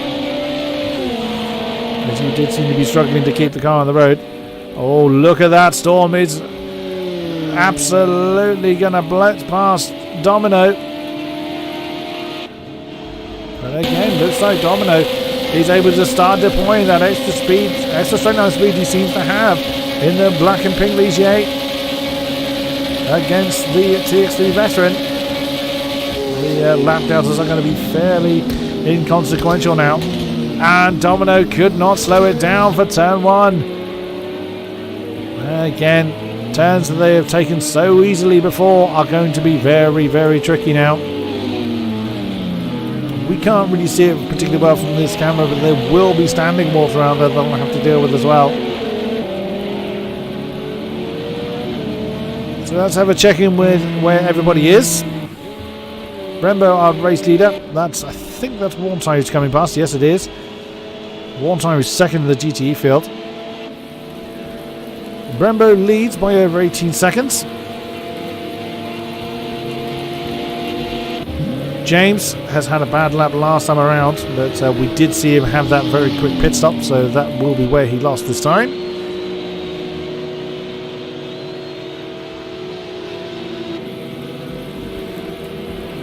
He leads Endless by about 4 seconds. There is the TX3 runner. Endless was right with James a few laps ago, but 43.5, goodness me. James has gained half a second on Brembo and opened up 1.5 over Endless, but it's going to be about consistency, not single lap pace. Storm was actually set at 142 last time around as well. There is Conor McCoy in the 4th position, 16 seconds down from Endless and about 13 or so down from Storm, but Storm is absolutely charging. What is Storm's lap this time around? Let's just follow him through. It is a 43.9, so he gains 6/10 on Conor McCoy this time around. Seems to really have the setup right for the wet conditions. There is Domino with the yellow Ford. I think Calf is the only yellow Ford remaining. Is Calf getting out of his way? Whoop, wrong one. Oh, Dom's gone deep into 3, but manages to keep it on the road. Pops it. Looks like he might actually be closing in. Oh, he closed in actually 2.5 seconds on Domino last time around. 44.5 from Popsy there. A lovely lap in these conditions. Big Mido having a great battle with Domino for quite a while, but has lost a lot of time against his former sparring partner. About 25 seconds, give or take. 17 seconds behind Popsy now. Flicken Flarkin, new guy. That's quite a baptism of fire coming into a 2-hour race at Daytona in the wet, in a thunderstorm no less, so I admire the fact that he decided to give it a go. 2 Desert Pack also trying his hand at endurance racing. Really struggling in the wet conditions. Can't blame him either. Towner next in line, 45 seconds down from 2 Desert Pack. His race has gone from bad to disastrous as well. Although he is getting back into pace. Oh, that's White Ghost that's gotten all out of shape. And unfortunately that took Towner with him. There goes Ligier on the bottom side of the turn. And Murphy at the back of the LMP field. Has had quite a few arguments with a few cars already, sadly. And he finds himself a long way off the back of the LMP field. Leading the GTEs once again is a Heidi in that mighty Corvette. He is pretty unstoppable. And Calfee is in. Another problem for the yellow Ford. One tyre in second. He's running pretty similar pace to De Heidi, but finds himself 22 seconds behind him. Oops. Yeah, we're going to see a few of that. We're going to see quite a lot of that, I imagine. Andrex, pretty bad lap last time around in the F6. Finds himself 13 seconds down from one tyre. Third in class. Continues on his way. Leon, 20 seconds behind. Andrex with a long way ahead of Calfee. And Calfee having another pit stop. Comes out in 5th position. It is very much in no man's land position-wise. As that's Murphy, I think, that's just gone through it. Nope, that'll be James then. It's just gone past him. Just a 10th difference between the top 2 LMPs. Obligor in the black Ford. It's only 6 seconds actually. He's, because of Calfee's pit stop, he's now less than that. Now 5.5 seconds between himself and the next car in line. Tigris Picklebuckle has ventured on in the Soul Ferrari. Not sure what it was he rearranged his car on earlier on. that he's carried that damage for quite a while. And White Ghost, we saw having a big old argument with one of the LMPs earlier on. We've lost another GTE. Who did we just lose? It'll come to me. It won't come to me. I'm looking. I know one of them's gone. I'm afraid I don't know which it is. Dangerous Janetta. We lost him. Oh dear. DG had been struggling all race long to keep up with the pace. Sadly, he decided to call it a day. Another way, I'm sure he, or indeed Derby, would have wanted to end their season in the Endurance League, but that is the way it goes sometimes. As White Ghost has got, that's Nick Meadow coming up behind him. 42.9, new fastest lap in the wet at least for James. And of course, it's gonna, the conditions will deteriorate to a point, and they will pretty much stabilise. James is able to get into a rhythm in the wet. Oh, again, yeah, that's White Ghost. You see, getting very, very deep. I think that's Flick and Flarkin as well. Oh no, it was Brembo. Beg your pardon. It was the white, yellow. I've not even got my colours right. Goodness me. The yellow LP just going through the shot. See it come past White Ghost. James is in that shot somewhere. There he is. There is Flick and Flarkin. Just coming past one of the Corvettes. Is that Heidi? It is indeed. James catching up with the pair of them as well.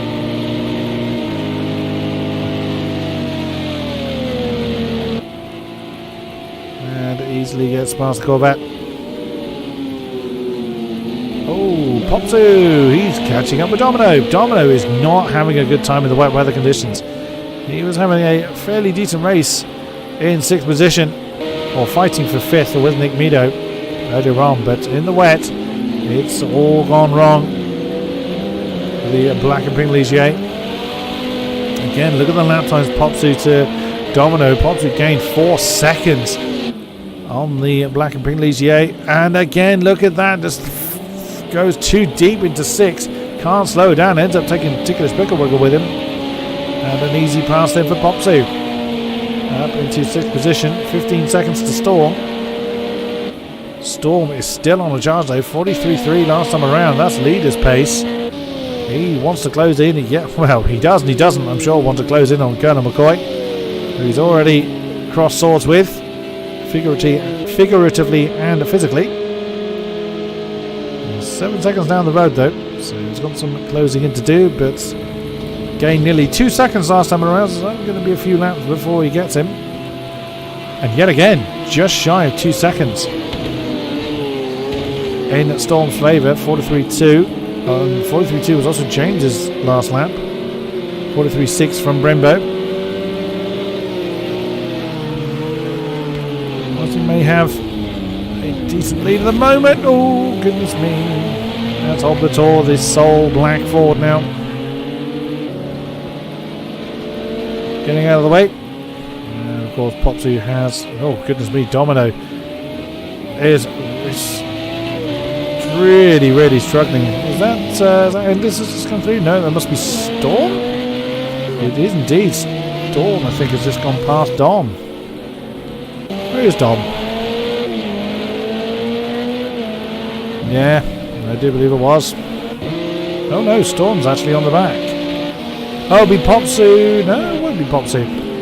No, I'm not sure which of the LMPs it was that's just gone past Dom, but it is getting... Dom is struggling. Dom is really, really struggling. Unless, of course, he's had a similar pit stop problem to what Derby suffered earlier on.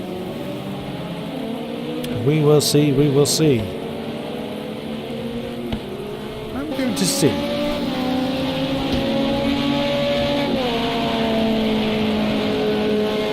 Now, Doc earlier on did offer to jump into the pit box, into the con box with me. And I'm going to take him up on that offer whilst we have the field spread out to this degree. I'm going to jump into the commentary box and see if he is available for a chat with me. Just to add a bit more perspective to this.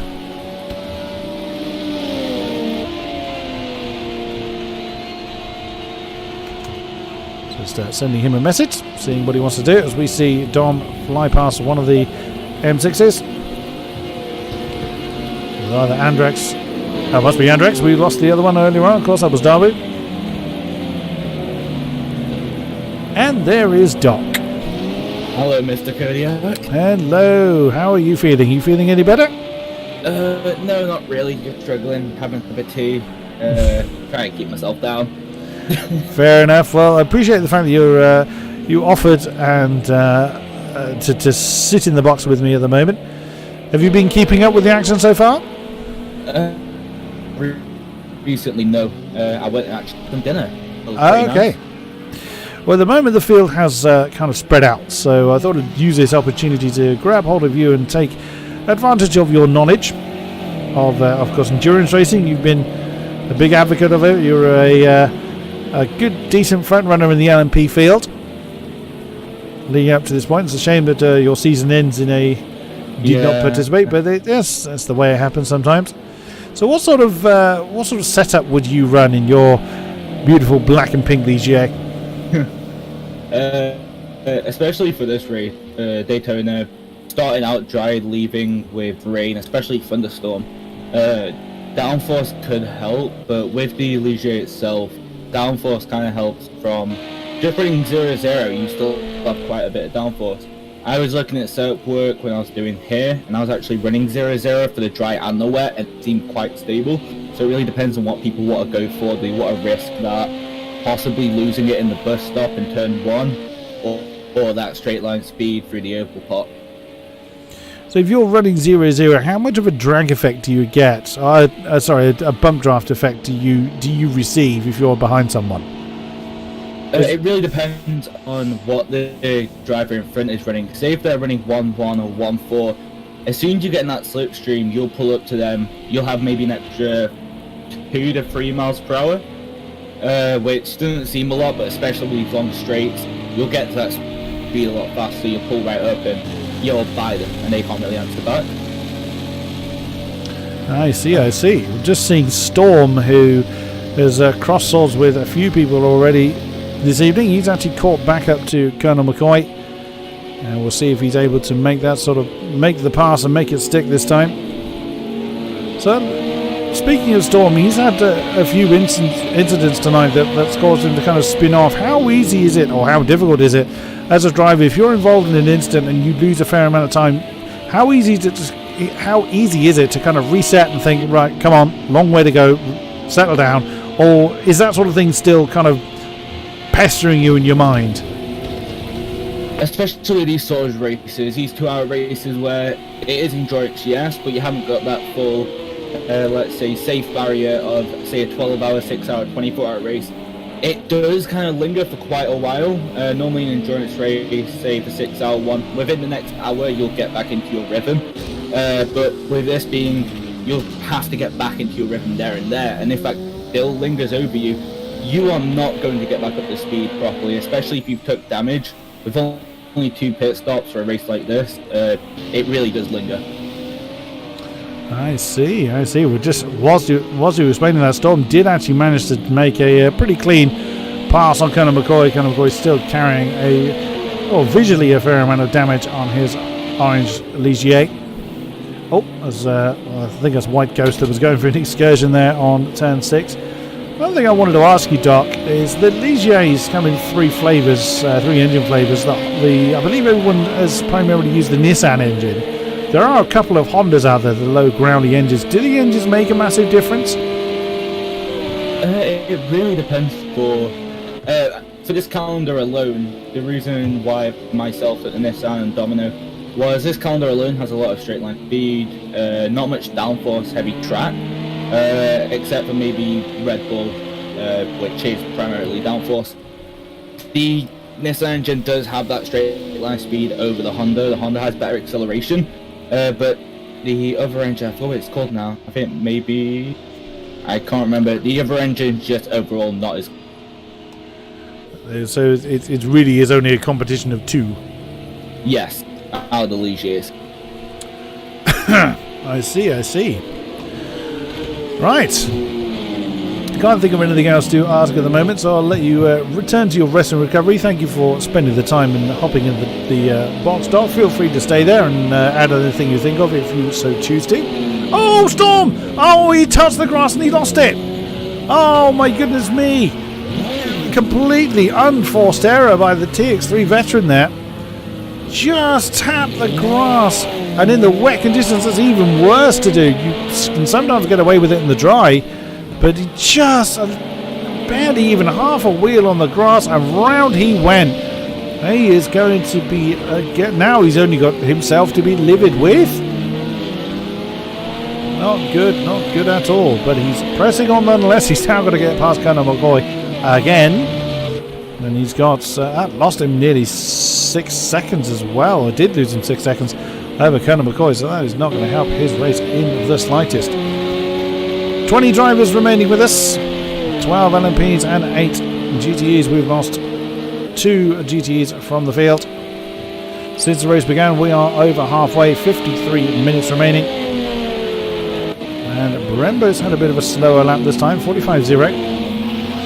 It's his lap last time around, but he still has over 16 seconds lead over our LMP leader James. Or LMP. And Brembo's lost it. Brembo's now lost it at turn 6. Now this is going to almost certainly be attributed to the slipperier conditions that we're seeing. We're not seeing the 42s come onto the lap boards either. James is no doubt going to be aware. He will be keeping an eye on the gap between himself and his competitors. You can see actually on the infield, you can see where there's standing water. Now of course when the cars go through the water they do try and clear it, but from the spectators' camera, as I've mentioned before, you can't see the standing water particularly clearly. It's not going to be so much of a problem on the banking, as of course the water will drain downwards, but where that incident happened, turn 6, he hadn't hit the banking yet. So that's another handful of time, or big, say 4 to 5 seconds, that Brembo lost as a result of that spin. So he may be in the lead by a way, but do not assume that that is the race done. That is exactly what these slippery conditions are going to cause. We're going to see a lot of that, and there you go, 47.7 for Brembo, and we'll see what James is able to set, as that's Oblator in the Black Ford. James across the line now, and he sets himself a 42.8. There's me saying we're not seeing the 42s anymore, and there was one. So he capitalised brilliantly on Brembo's mistake, and he's got very deep into turn 1. That could be a bit of choice. There may be some stand water on the inside of turn 1 that we can't see particularly clearly. But odds are he's gone a little bit deep into the first turn. As he continues to make his way through the GTE field. Having a look through the GTE times, the closest one I can see, and Flicken Flarkins in the pits yet again. Now that is a little surprising. And that, I think, is DG's Black Ford, as Oblator, the other one, is still running. We will keep seeing that. Black Ford remained in the pits for the rest of the race, sadly. We lost James Janetta a while ago. And it looks like James has been caught out, because he's suddenly, the gap is now back up to 15.5 seconds. Or whether he got caught out behind, that I think is Warm Tyres Ford. Yes, it is. He is still second in class, and 25 seconds Deheidi leads the GTE field.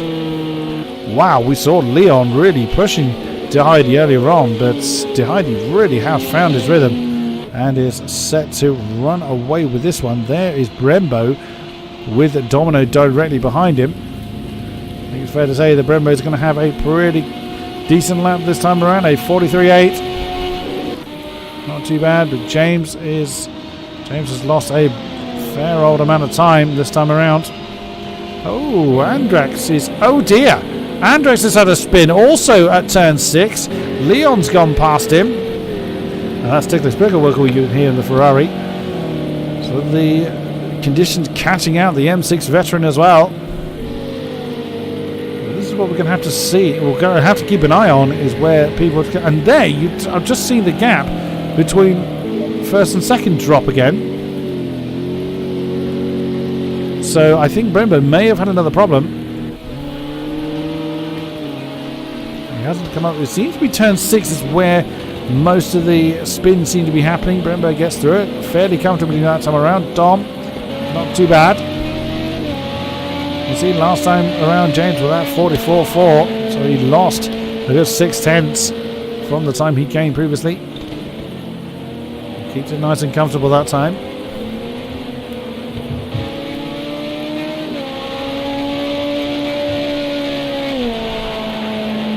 Of course, the times will go up and down as they enter and leave their respective braking zones. I was a little surprised to see Hendricks making that mistake, but that just goes to show that no one is immune to it. There you go, 2:12. That's how much time Hendricks lost. 15 odd seconds he lost as a result of the spin. On board with the GT3 Elite driver, who also runs the M6 in that particular league. You could see how carefully, he's not even taking turn 4 flat, which normally is a very fire and forget kind of turn. Ever so gently coming into turn 5. You see there on ahead, that's what 2 seconds looks like to these GTEs. And there goes, I'd imagine that is Storm that has just gone past him. Oh, no, it was Towner, I beg your pardon. Oh, interesting. Towner actually had the exclamation mark next to his name, but Nick Meadows a minute down the road, so that was a little bit incorrect there. I've got the wrong TX3 driver there. Apologies for that. Let's see where Hendricks is. Where is he? There he is. So, doing his best to try and reel that Corvette back in. Oh, TBW was very, very close to slamming into the back of Hendricks. Now, he opted not to straight line the bus stop there. He chose to try and return to the track. He really had overcooked the braking zone into turn 8, and he was rather lucky he didn't take Hendricks with him. And he continues nonetheless, and there you go, looking at the lap times up ahead. 44.1 for Brembo, 42.8 for James, and Nick Meadow and Dom are close together. Nick Meadow gained just shy of 2 seconds on Domino. Domino just has not got into the rhythm really in these wet conditions. Storm getting a 42.8 on the board as well, so he's pressing on to try and catch up with Conor McCoy yet again. But he needs, it's all about consistency, as I mentioned before. That is what is key, particularly in endurance racing, especially in the wet. And last lap's 44.9, 47.9 for Domino. I'd be surprised if he was hoping to get a decent gap in the dry to carry over to the wet, considering the drivers knew that they were going to be in the wet for longer than the dry. But you never know. Stranger things have happened, as they say. Oh, Nick getting a bit stuck behind White Ghost. White Ghost minding his own business, and 2 Desert Pack is... Oh, he's had a very big moment coming into the pits. I think he's either had a spin or he's just been really, really far too cautious. That might be the end of 2 Desert Packs race. He's in the pits though. Very strange manoeuvre that 2 Desert Pack was trying to do. Oh, White Ghost again getting turn 6 a little bit wrong. That seems to be the dreaded turn. Nick Meadow closing in on Domino now.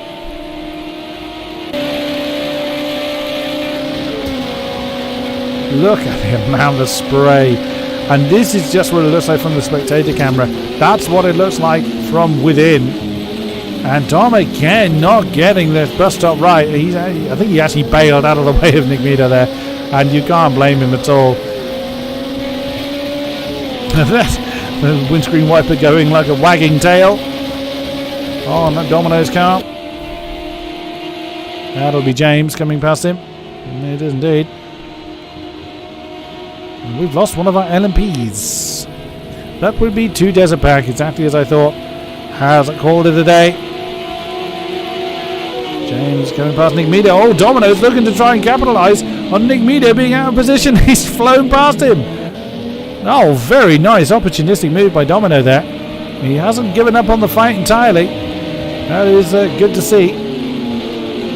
He may be off the pace, but he is still trying his best to race where he can. Nick Meadow getting the inside at turn 3. That's almost going to be job done, though. I've seen how much... Well, saying that, Dom again managing to deploy that extra straight line speed he has. Although that, from that angle, that looked like he jumped over the apex at turn 4. May not necessarily have been correct. There's a big old collection of cars that Domino finds himself in. That'll be Andrex. Oh, that's Ticklish Pickle Wickle going way too deep at turn 6 once again. Claiming another victim. Andrex staying well out of the way of that stream of cars coming past him. And Storm and Colonel McCoy are close to one another once again. And they're coming. That's turn 3 that they've just come through. There's White Ghost yet again. Caught in the middle of a battle that doesn't involve him. Nick Meadow on the inside. That was always going to lead to impact. That forced Domino to go straight on. Oh, goodness me. He actually went onto the grass, managed to hold it. And Nick Meadow, I think, has continued. He has indeed. So Nick Meadow does gain the position from Doc, but with a little bit of door banging going on. Storm yet again on Colonel McCoy's case. 42 minutes, or just under 43 minutes remaining. We are approaching the 3/4 mark then in this race.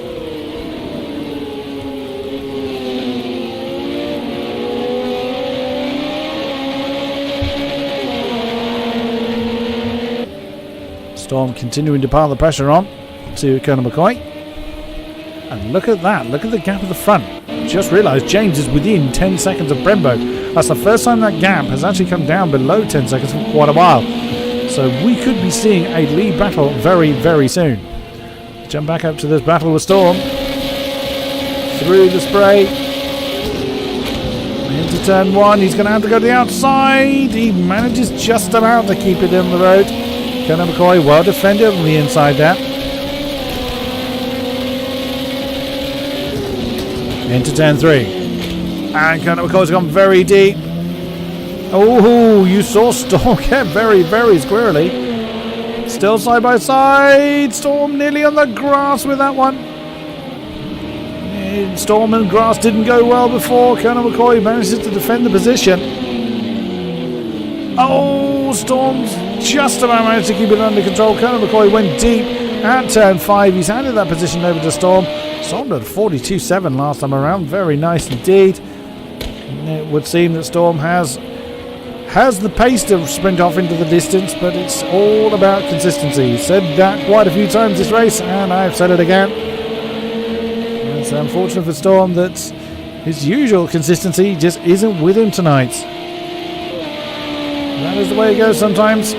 Not every race goes your way, especially in these wet conditions. Here, one of the Corvettes just slightly further up the road. It's either Leon or De Heidi. Looking at the lead LMPs, they're separated by 20 seconds on track, but their lap times were 0.005 of a second apart. Great effort by Warn Tyre and De Heidi there. This is how carefully Warn Tyre has to take the bus stop chicane. And again, look at the lap times again at the front. 43.5 for Brembo, 42.5 for James. He is pushing on and pushing on. 40 minutes to go here at Daytona. A very wet and slippery Daytona it is. Is the gap Storm to Endless? It's about 8 seconds. So Storm has a long way to go if he has any hope of getting on the podium. Not impossible. Anything can happen in these remaining laps. Oh, nice lap delta there. 7.777 for James.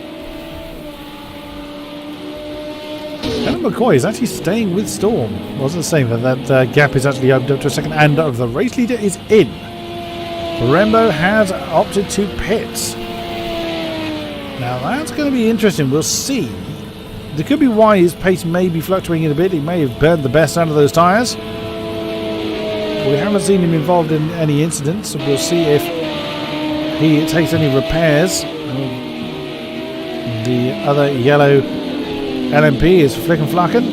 There he is, just going out of the shot. Conor McCoy still with the exclamation mark on his car, but I think Storm is pulling away. That's about 1.5 seconds or so between the two now. And Brembo, that was a pretty short stop, so just tyres for the primary race leader. The man that's had it for the most. Just been demoted into third position. Endless has gone through. 44.9 last time around for Endless. Where's Storm? Oh, Storm. No, you're not going to quite take Brembo. Brembo is now back on field. The Storm is not far behind. There he is, just getting around Andrex. 2.5 seconds separates Storm and Conor McCoy now. 3 seconds separates Storm and Brembo. So Brembo struggles to get his tyres up to temperature. With it being wet, temperature is quite an important factor. There could be an opportunity for Storm to try and close in. And that was Endless. That looked like it was going a little deep at turn 6 once again. But that may have been an intentional line that he took. As a Brembo goes around turn 7 then. On one. There up ahead is Endless. It'll be also interesting to see, because if Endless plans on coming into the pit, he probably won't hold Brembo up too much. However, if Endless wants to try and get to the end, and I confess I don't know if that's possible, it's something I should have asked Doc before he left, how well these tyres will hold. Actually, that's something I could probably ask him now.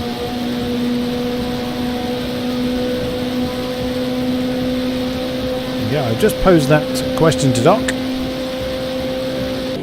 So I would imagine it is setup dependent. James had a pretty bad lap, 151. He's stuck behind Flickin' Flacken. And Storm is in. I wouldn't be at all surprised if I wouldn't be at all surprised if James chooses to come in as well. He's going to lose a big old chunk of time. And Brembo 158, a terrible lap by the former race leader.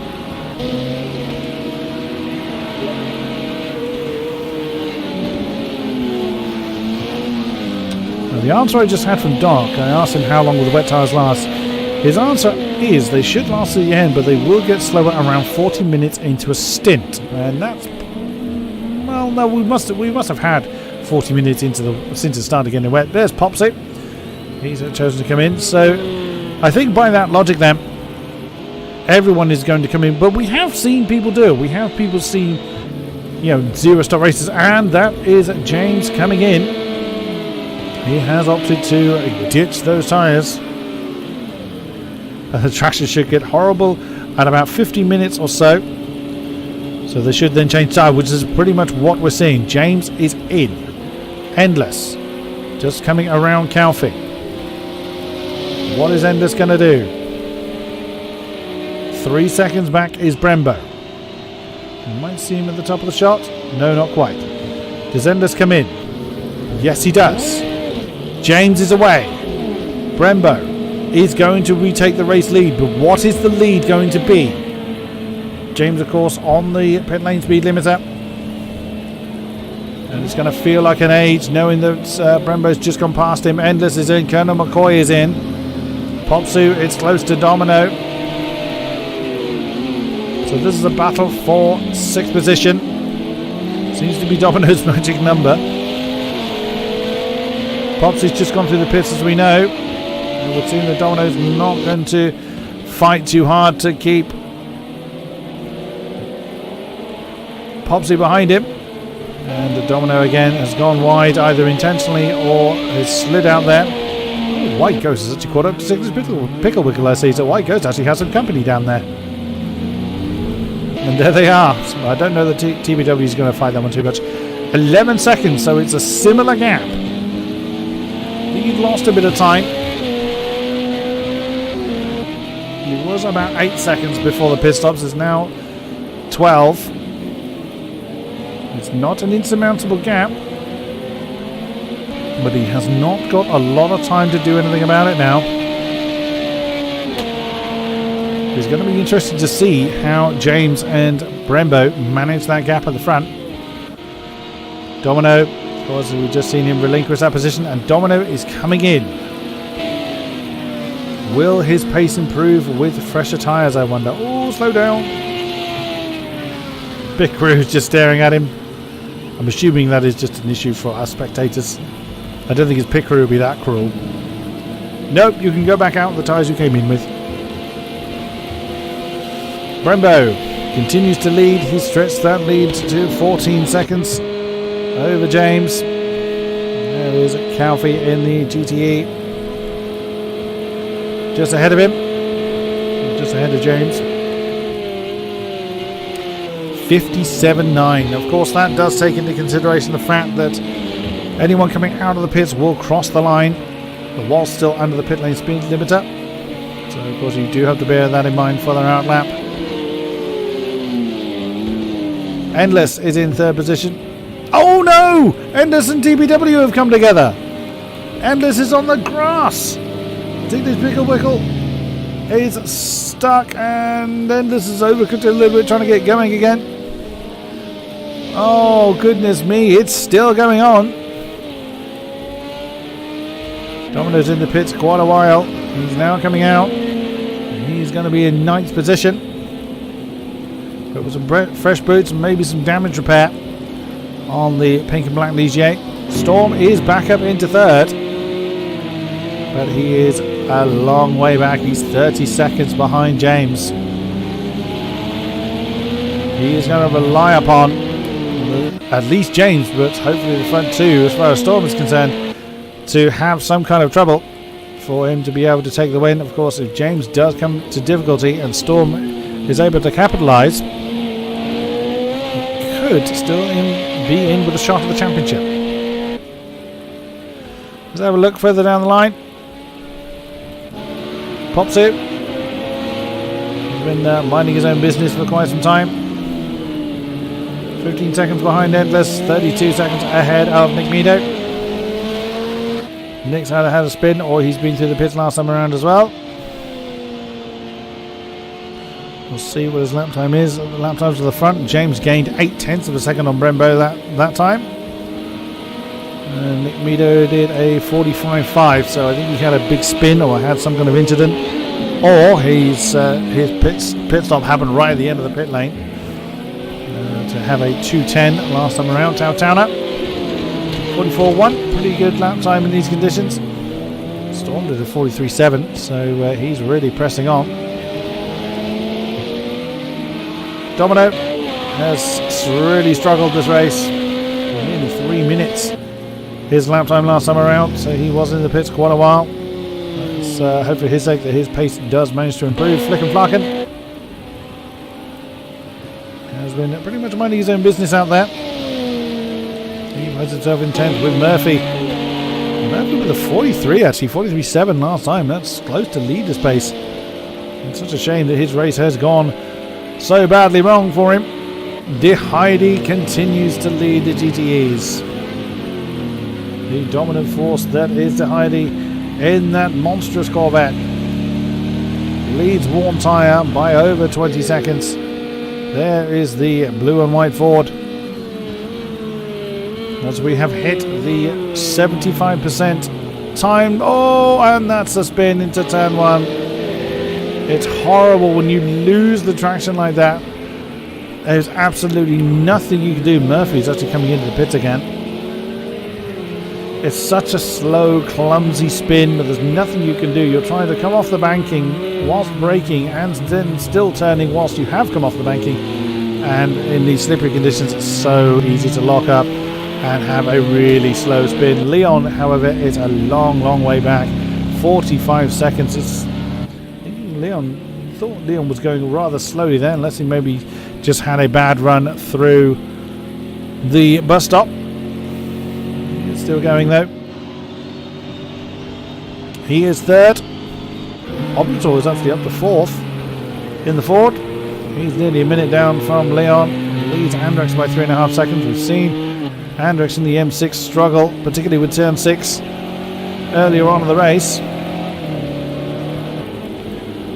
Calfee and the yellow Ford we've seen a few times. He's very much in no man's land position wise. There is Leon. Oh no! Is that Storm? It is again. Storm getting caught out by a backmarker, and he's actually chosen. Oh, is he calling it a day?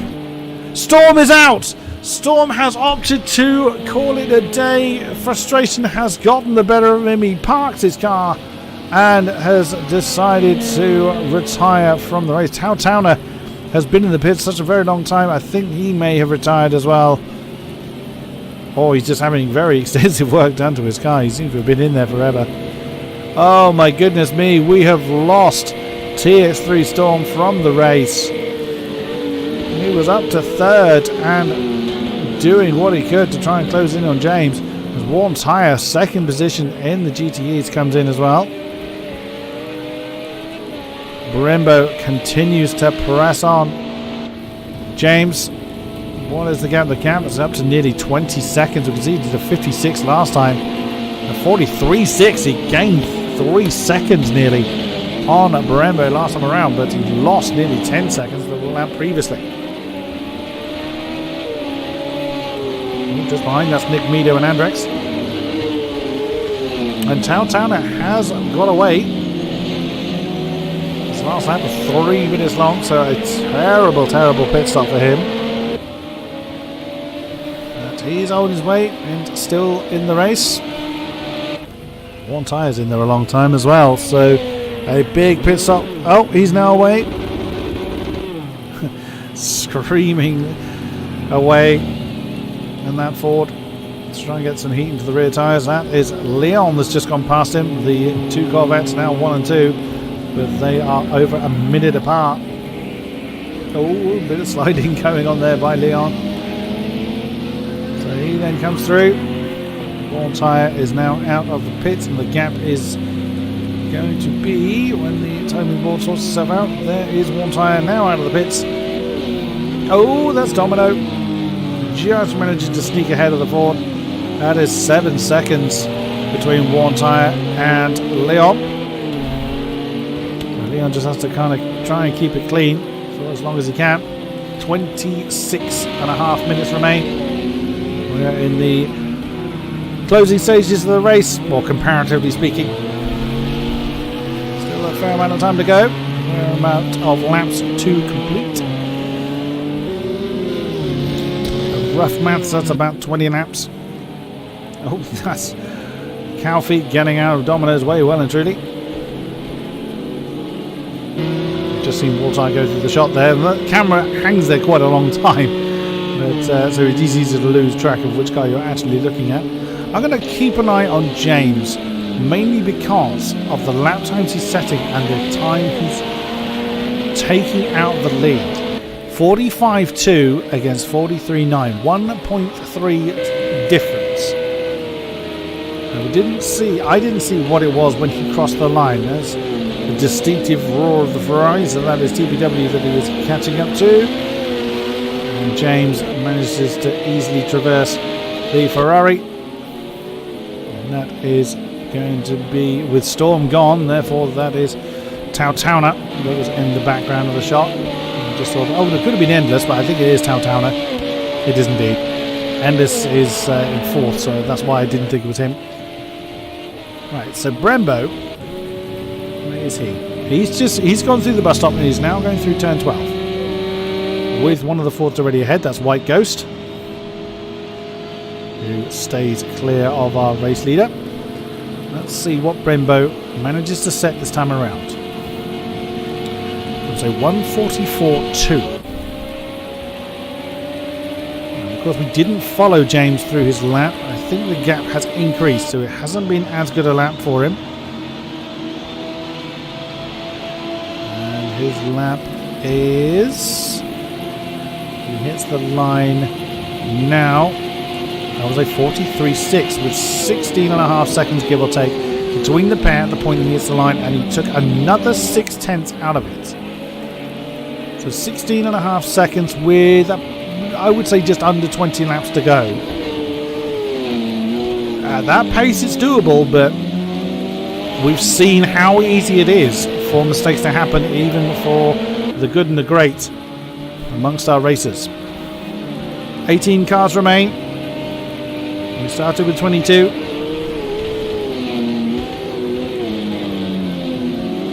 We've lost 2 apiece from our GTEs and LMPs. So James pretty much just has to finish the race in a points-paying position, and the championship will be his.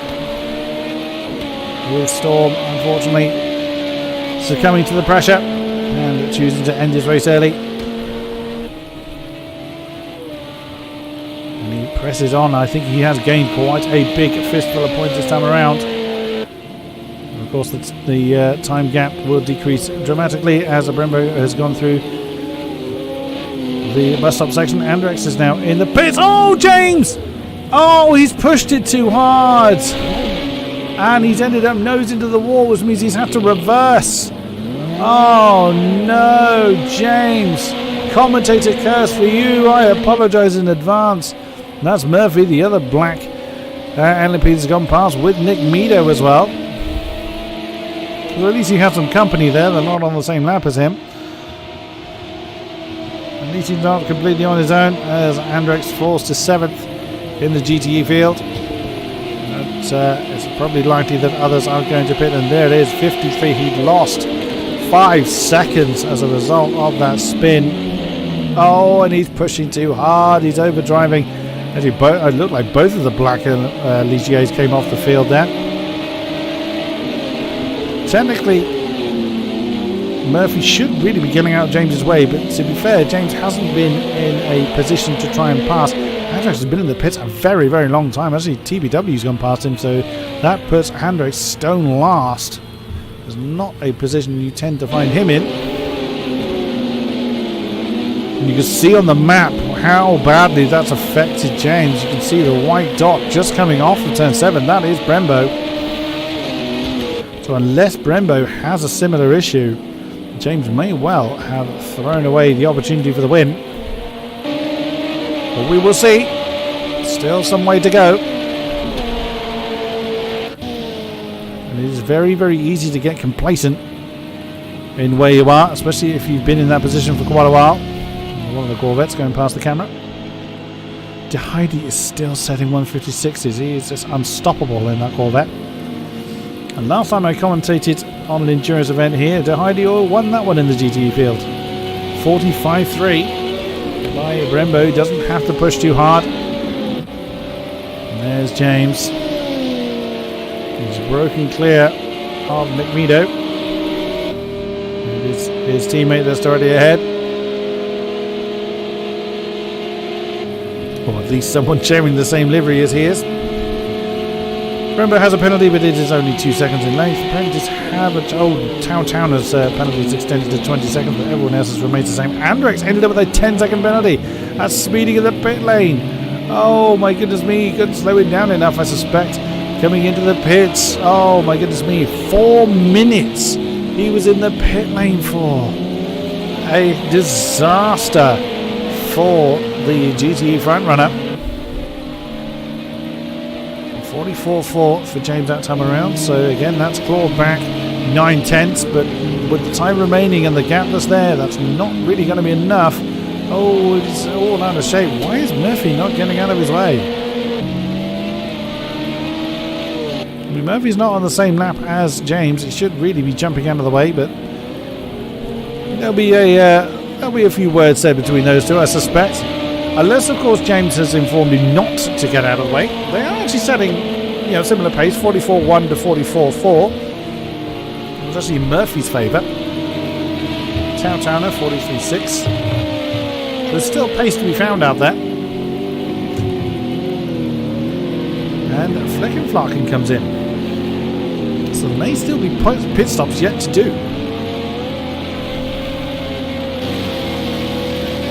That'll be the Heidi. It is indeed. With Calfee as well for company along there. You can actually see from the onboard shot how bumpy those curves actually are. It looks quite smooth from the outboard shot, but the LMPs do bounce around quite a lot. And now Murphy does let James through. James with the 43.3, 1.4 seconds off the lead gap. That's more the sort of pace he has to set if he wants any opportunity to win. That's one tyre getting out of the way.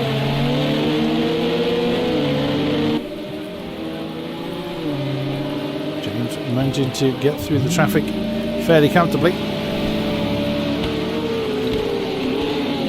And Popsu is getting close to endless apparently. He is indeed. The pair of TX3 drivers getting quite close to one another. And that is Domino that is just ahead of him. So Popsu not in an attacking position yet, but he is getting there. He gained 2 seconds almost on the nose on Endless last time around. 45.5 for Endless, 44.1 for Popsu. Another, was it 7/10? No, I'm looking at that completely wrong. Another 1.3 seconds for Popsu that time around. We have a position battle to talk about at least. A lead battle at the moment at least. Oh, goodness me, Popsu getting very, very squirrely on the exit of turn 5. Struggling to get the power down when he needs it. He's really started to get in striking range of Endless. Endless has got past Domino. Domino has got to get out of the way. Oh, I think he went to get out of the way, but then went for the racing line for some reason. Maybe he didn't realise Popsu was there. And now Popsu's going to go underneath Domino on the bottom side of the turn, but that has shortened the gap between Popsu and Endless. Oh, Domino getting a bit of slipstream. They are allowed to unlap themselves as long as they do not hold up the person they're trying to unlap themselves from, and Domino's flown straight on. And he dutifully slowed down so as to not interfere with Popsu on the other side of the bus stop as Oblator gets past TPW, and Popsu getting a great run on that turn 12.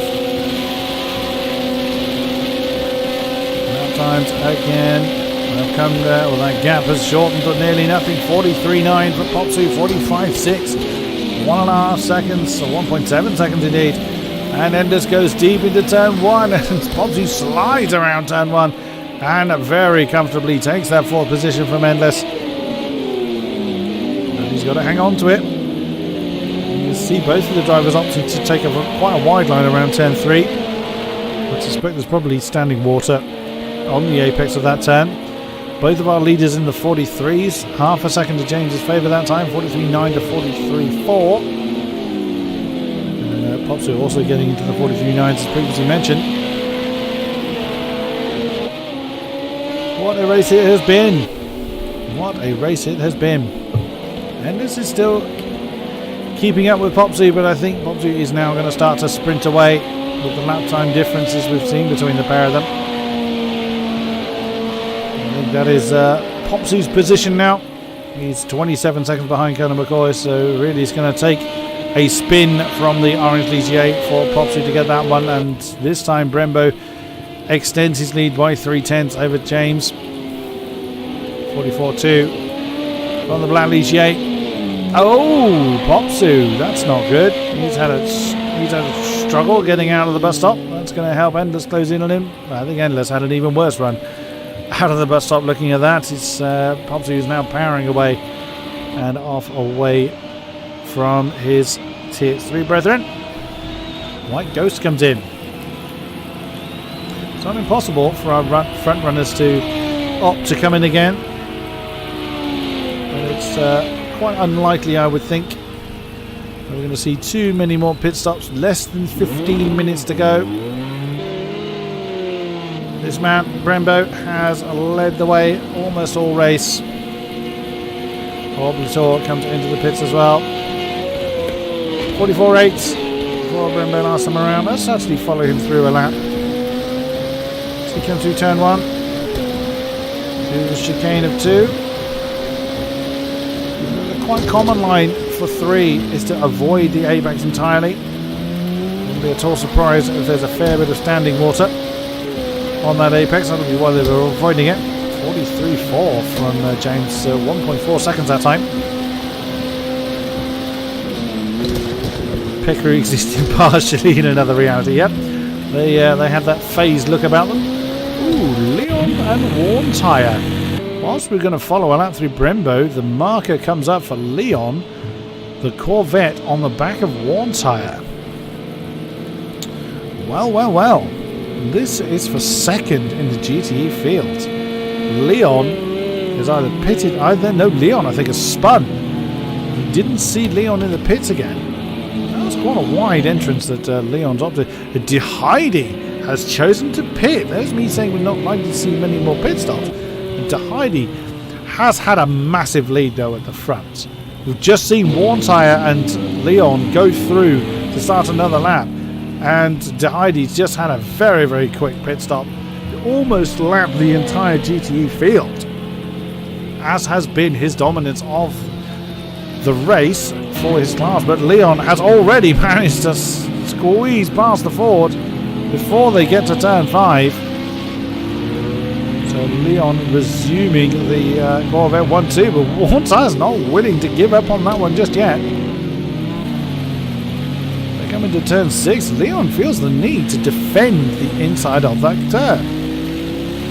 It's not always ideal to have to turn right into a left-hander, but you did see the input for the Ford, and he's got the bottom of turn 7. And he's going to squeeze back into second. Leon had no answer. You can see on the rear camera there that Leon's slipped back into position, and Worn Tyre staying very close to the inside. Now has resumed the racing line. Going to go through the bus stop. Not too bad. Oh dear. Leon's had trouble, I think. Yeah, you saw actually Leon disappear from the rear camera, which meant he went onto the grass. And that has lost him 1.5 seconds over Worn Tyre as TBW comes into the pits in the Ferrari. Leon is struggling in these closing stages.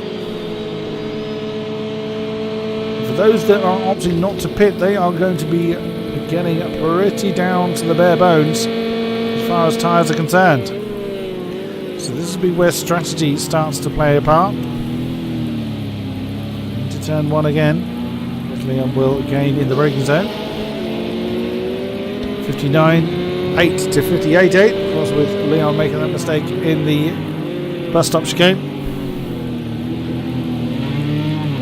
Less than 11 minutes to go. Be about 8 laps, give or take. Depending on where Brembo is or when the time it hits 0. And we have lost one of our LMPs. We are down to 17. Who did we lose? I don't know is the answer to that. We have lost another. It's 2 Desert Pack we've lost. What a shame. There you go, shame. His first attempt, I think, in this league. Or if it's not his first attempt in this league, it's been a while since I've seen 2 Desert Pack in the LMPs. And unfortunately was not able to see the checkered flag. That's where I've been told he's been in every single race and I've completely forgotten. If that's the case, I do wholeheartedly apologise. I have the worst memory at the best of times. Leon's going to try and catch up with the Ford of Worn Tyre. It does look like he's struggling to get back into his pace. Maybe he has burnt the best out of those tyres. Less than 10 minutes remain. here at Daytona. Fatigue will certainly be playing a factor in the race. 42.9 as clocked on the board from James.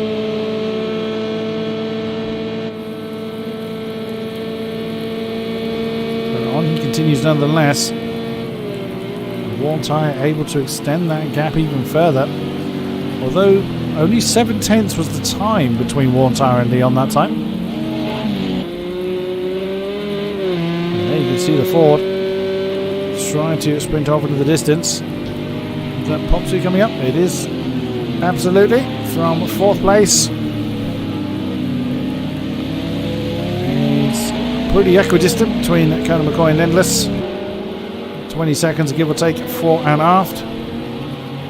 James is pressing on. That's Murphy that's still with him. Both of them in the 42s. Well, 42s last time around. Yeah, why not? If James can help Murphy. Although Murphy's gone a bit deep into turn 1. Oh! Was that Andrex? It was. Andrex has completely binned it at turn 6. Turn 6 yet again claiming another victim. Huge! Well, you can't even use the bonnet cam. The bonnet is now a completely rearranged shape. Look at that. That is going to come off in a minute. That's actually entering the car. That's probably decapitated its driver. Andrex shunting the wall. The final race of the season is getting worse and worse for Andrex, unfortunately. And there it goes. Boing! It pinged away onto the infield quite spectacularly there. Oh dear, oh dear. Big problem then for Andrex. Let us jump up to our leaders. Brembo has maintained, he's still over 14 seconds down the road. And there he is. Brembo is going to cross the line to start lap 68. 43.0 last time around, so a pretty healthy lap from him. James has been in second for the vast majority of the race. Last lap time for him. Catching up to one of the Fords. That is Calfeed already ahead. 42.5, so he's still getting the 42's in. Oh, Calfee! He's lost his rear wing. That's a pit stop for him. Unless he chooses to retire in the closing stage of the race, he may opt to do so. Goodness me. James just not anticipating the braking spot from Calfee. And just wasn't even a major tap between the LMP and the Ford. No visible damage on James's nose there. That just caught him completely by surprise and took the rear wing off of Calfee's car. It's going to be quite a pig to handle now, unfortunately. You can see there the last lap from Andrex, 209, 220 by White Ghost. So he had a problem as well. There's TPW in the Ferrari. Staying out of James's way.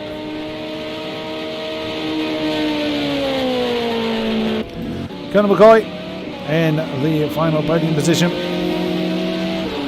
He's been carrying that damage for quite a long time now. We saw him cross swords with Storm quite a few times as the race continued. And now continues on his merry way, nearly a minute down from James. 10 seconds ahead of Popsy, so a comfortable gap behind him. There is Popsy. 43.3. We've lost another. We've lost one of the GTEs. That will be Calfee. Oh no, Calfee's still going. Who did we just lose? I'm not 100% certain who we just lost actually from our GTE field. White Ghost. We've just lost the white Ford. Oh dear. The White Ghost has had a problem. This has forced him to retire. Oh, Calfee! Oh, Nick Meadow went underneath, and Calfee's actually chosen to continue. I wonder if he realises he's got no rear wing on his car. He must know that the There's just no grip in that Ford anymore. Only 0.3 of a difference at the front. Lap time wise, less than 5 minutes remain. As we count down to the checkered flag. Where is Brembo? There he is, coming up to the bus stop once more. 1:43 or thereabouts is the lap times that we've been seeing.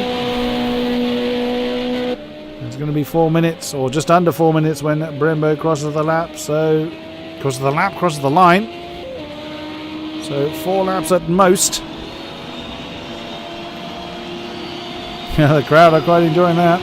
A 42.0 from Popsy last time around. And Murphy with a 42.3. Wow. And Brembo with a 42.0, I just realised. Goodness me. Very nearly getting into the 41s in the slippery conditions. It does actually look like the rain has stopped.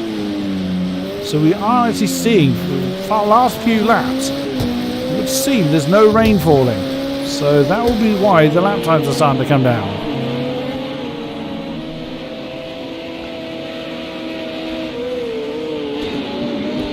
Into turn 5. 15 seconds clear of James, just under. So no direct pressure for the lead. Brembo can just not only spit fire, but he can just enjoy the last few laps he has of this race. Around the banking once more. No one anywhere near him ahead. There's no one he has to avoid. You can see the white dot on the map. That is where James is. Just coming through turn 6 himself. Through the bus stop once more. You can visibly see how much harder that they're now able to attack the circuit. Yes, there's spray coming up, but there's no rain falling, so the water on the track will clear pretty quickly. Let's follow Brembo through them. What is going to be his penultimate lap? Or to begin his penultimate lap. As he bins it somewhere. 2:13 on the clock. 1:41.1 was his last time around, so 2 laps to go. Still stays wide at turn 1. So he's either gone in there too hot, or he's avoiding water that may still be there on the apex of 1 through 2. Yeah, most people have gone for that wider line through 3. Actually, he went for the apex that time, so... And I think he suffered as a result, because he really had a big twitch of oversteer there. Couldn't quite see who that was further ahead, possibly Endless. No, was it Endless? No, it wasn't Endless behind him, so it was Popsy then. That is just ahead. Is the car ahead of him as he goes through turn 5 without trouble.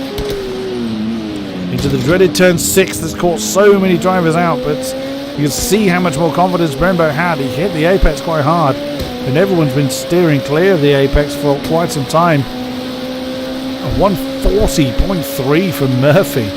Very, very nice. A long turn 7. So just only a couple of cars ahead. And I doubt Brembo's going to be worried about him. Oops, little bit deep through bus stop. That affected his exit. I don't think Brembo's going to mind. As he comes around to complete lap 71. And he will have just 1 lap to go. Of the race here, he has been sat in the lead of for well over 3/4 of. Oh, that's someone that's parked it. That was Calfee. I thought it might be. I admire his dedication to carry on without pitting for the new wing. And there's Domino in the background. Well, well, what might have been if Brembo had been in the season to begin with. But it was not the case. Let's hope we see Brembo for future seasons of the Endurance League. The checkered flag is now out. As he comes through turn 6. Just 6 more turns to do. for Brembo to take that checkered flag and the win that has been very, very well deserved for the yellow and black Ligier. James tried his best to keep up with this incredible pace. In the end, it was not meant to be, but even still, the LMP Championship will still go to him, with his main rival Storm sadly not able to continue his incredible consistency. Storm's had some incredible pace. He's already celebrating, look. Yeah, Storm's had some incredible pace, but some incredible bad luck as well, which I think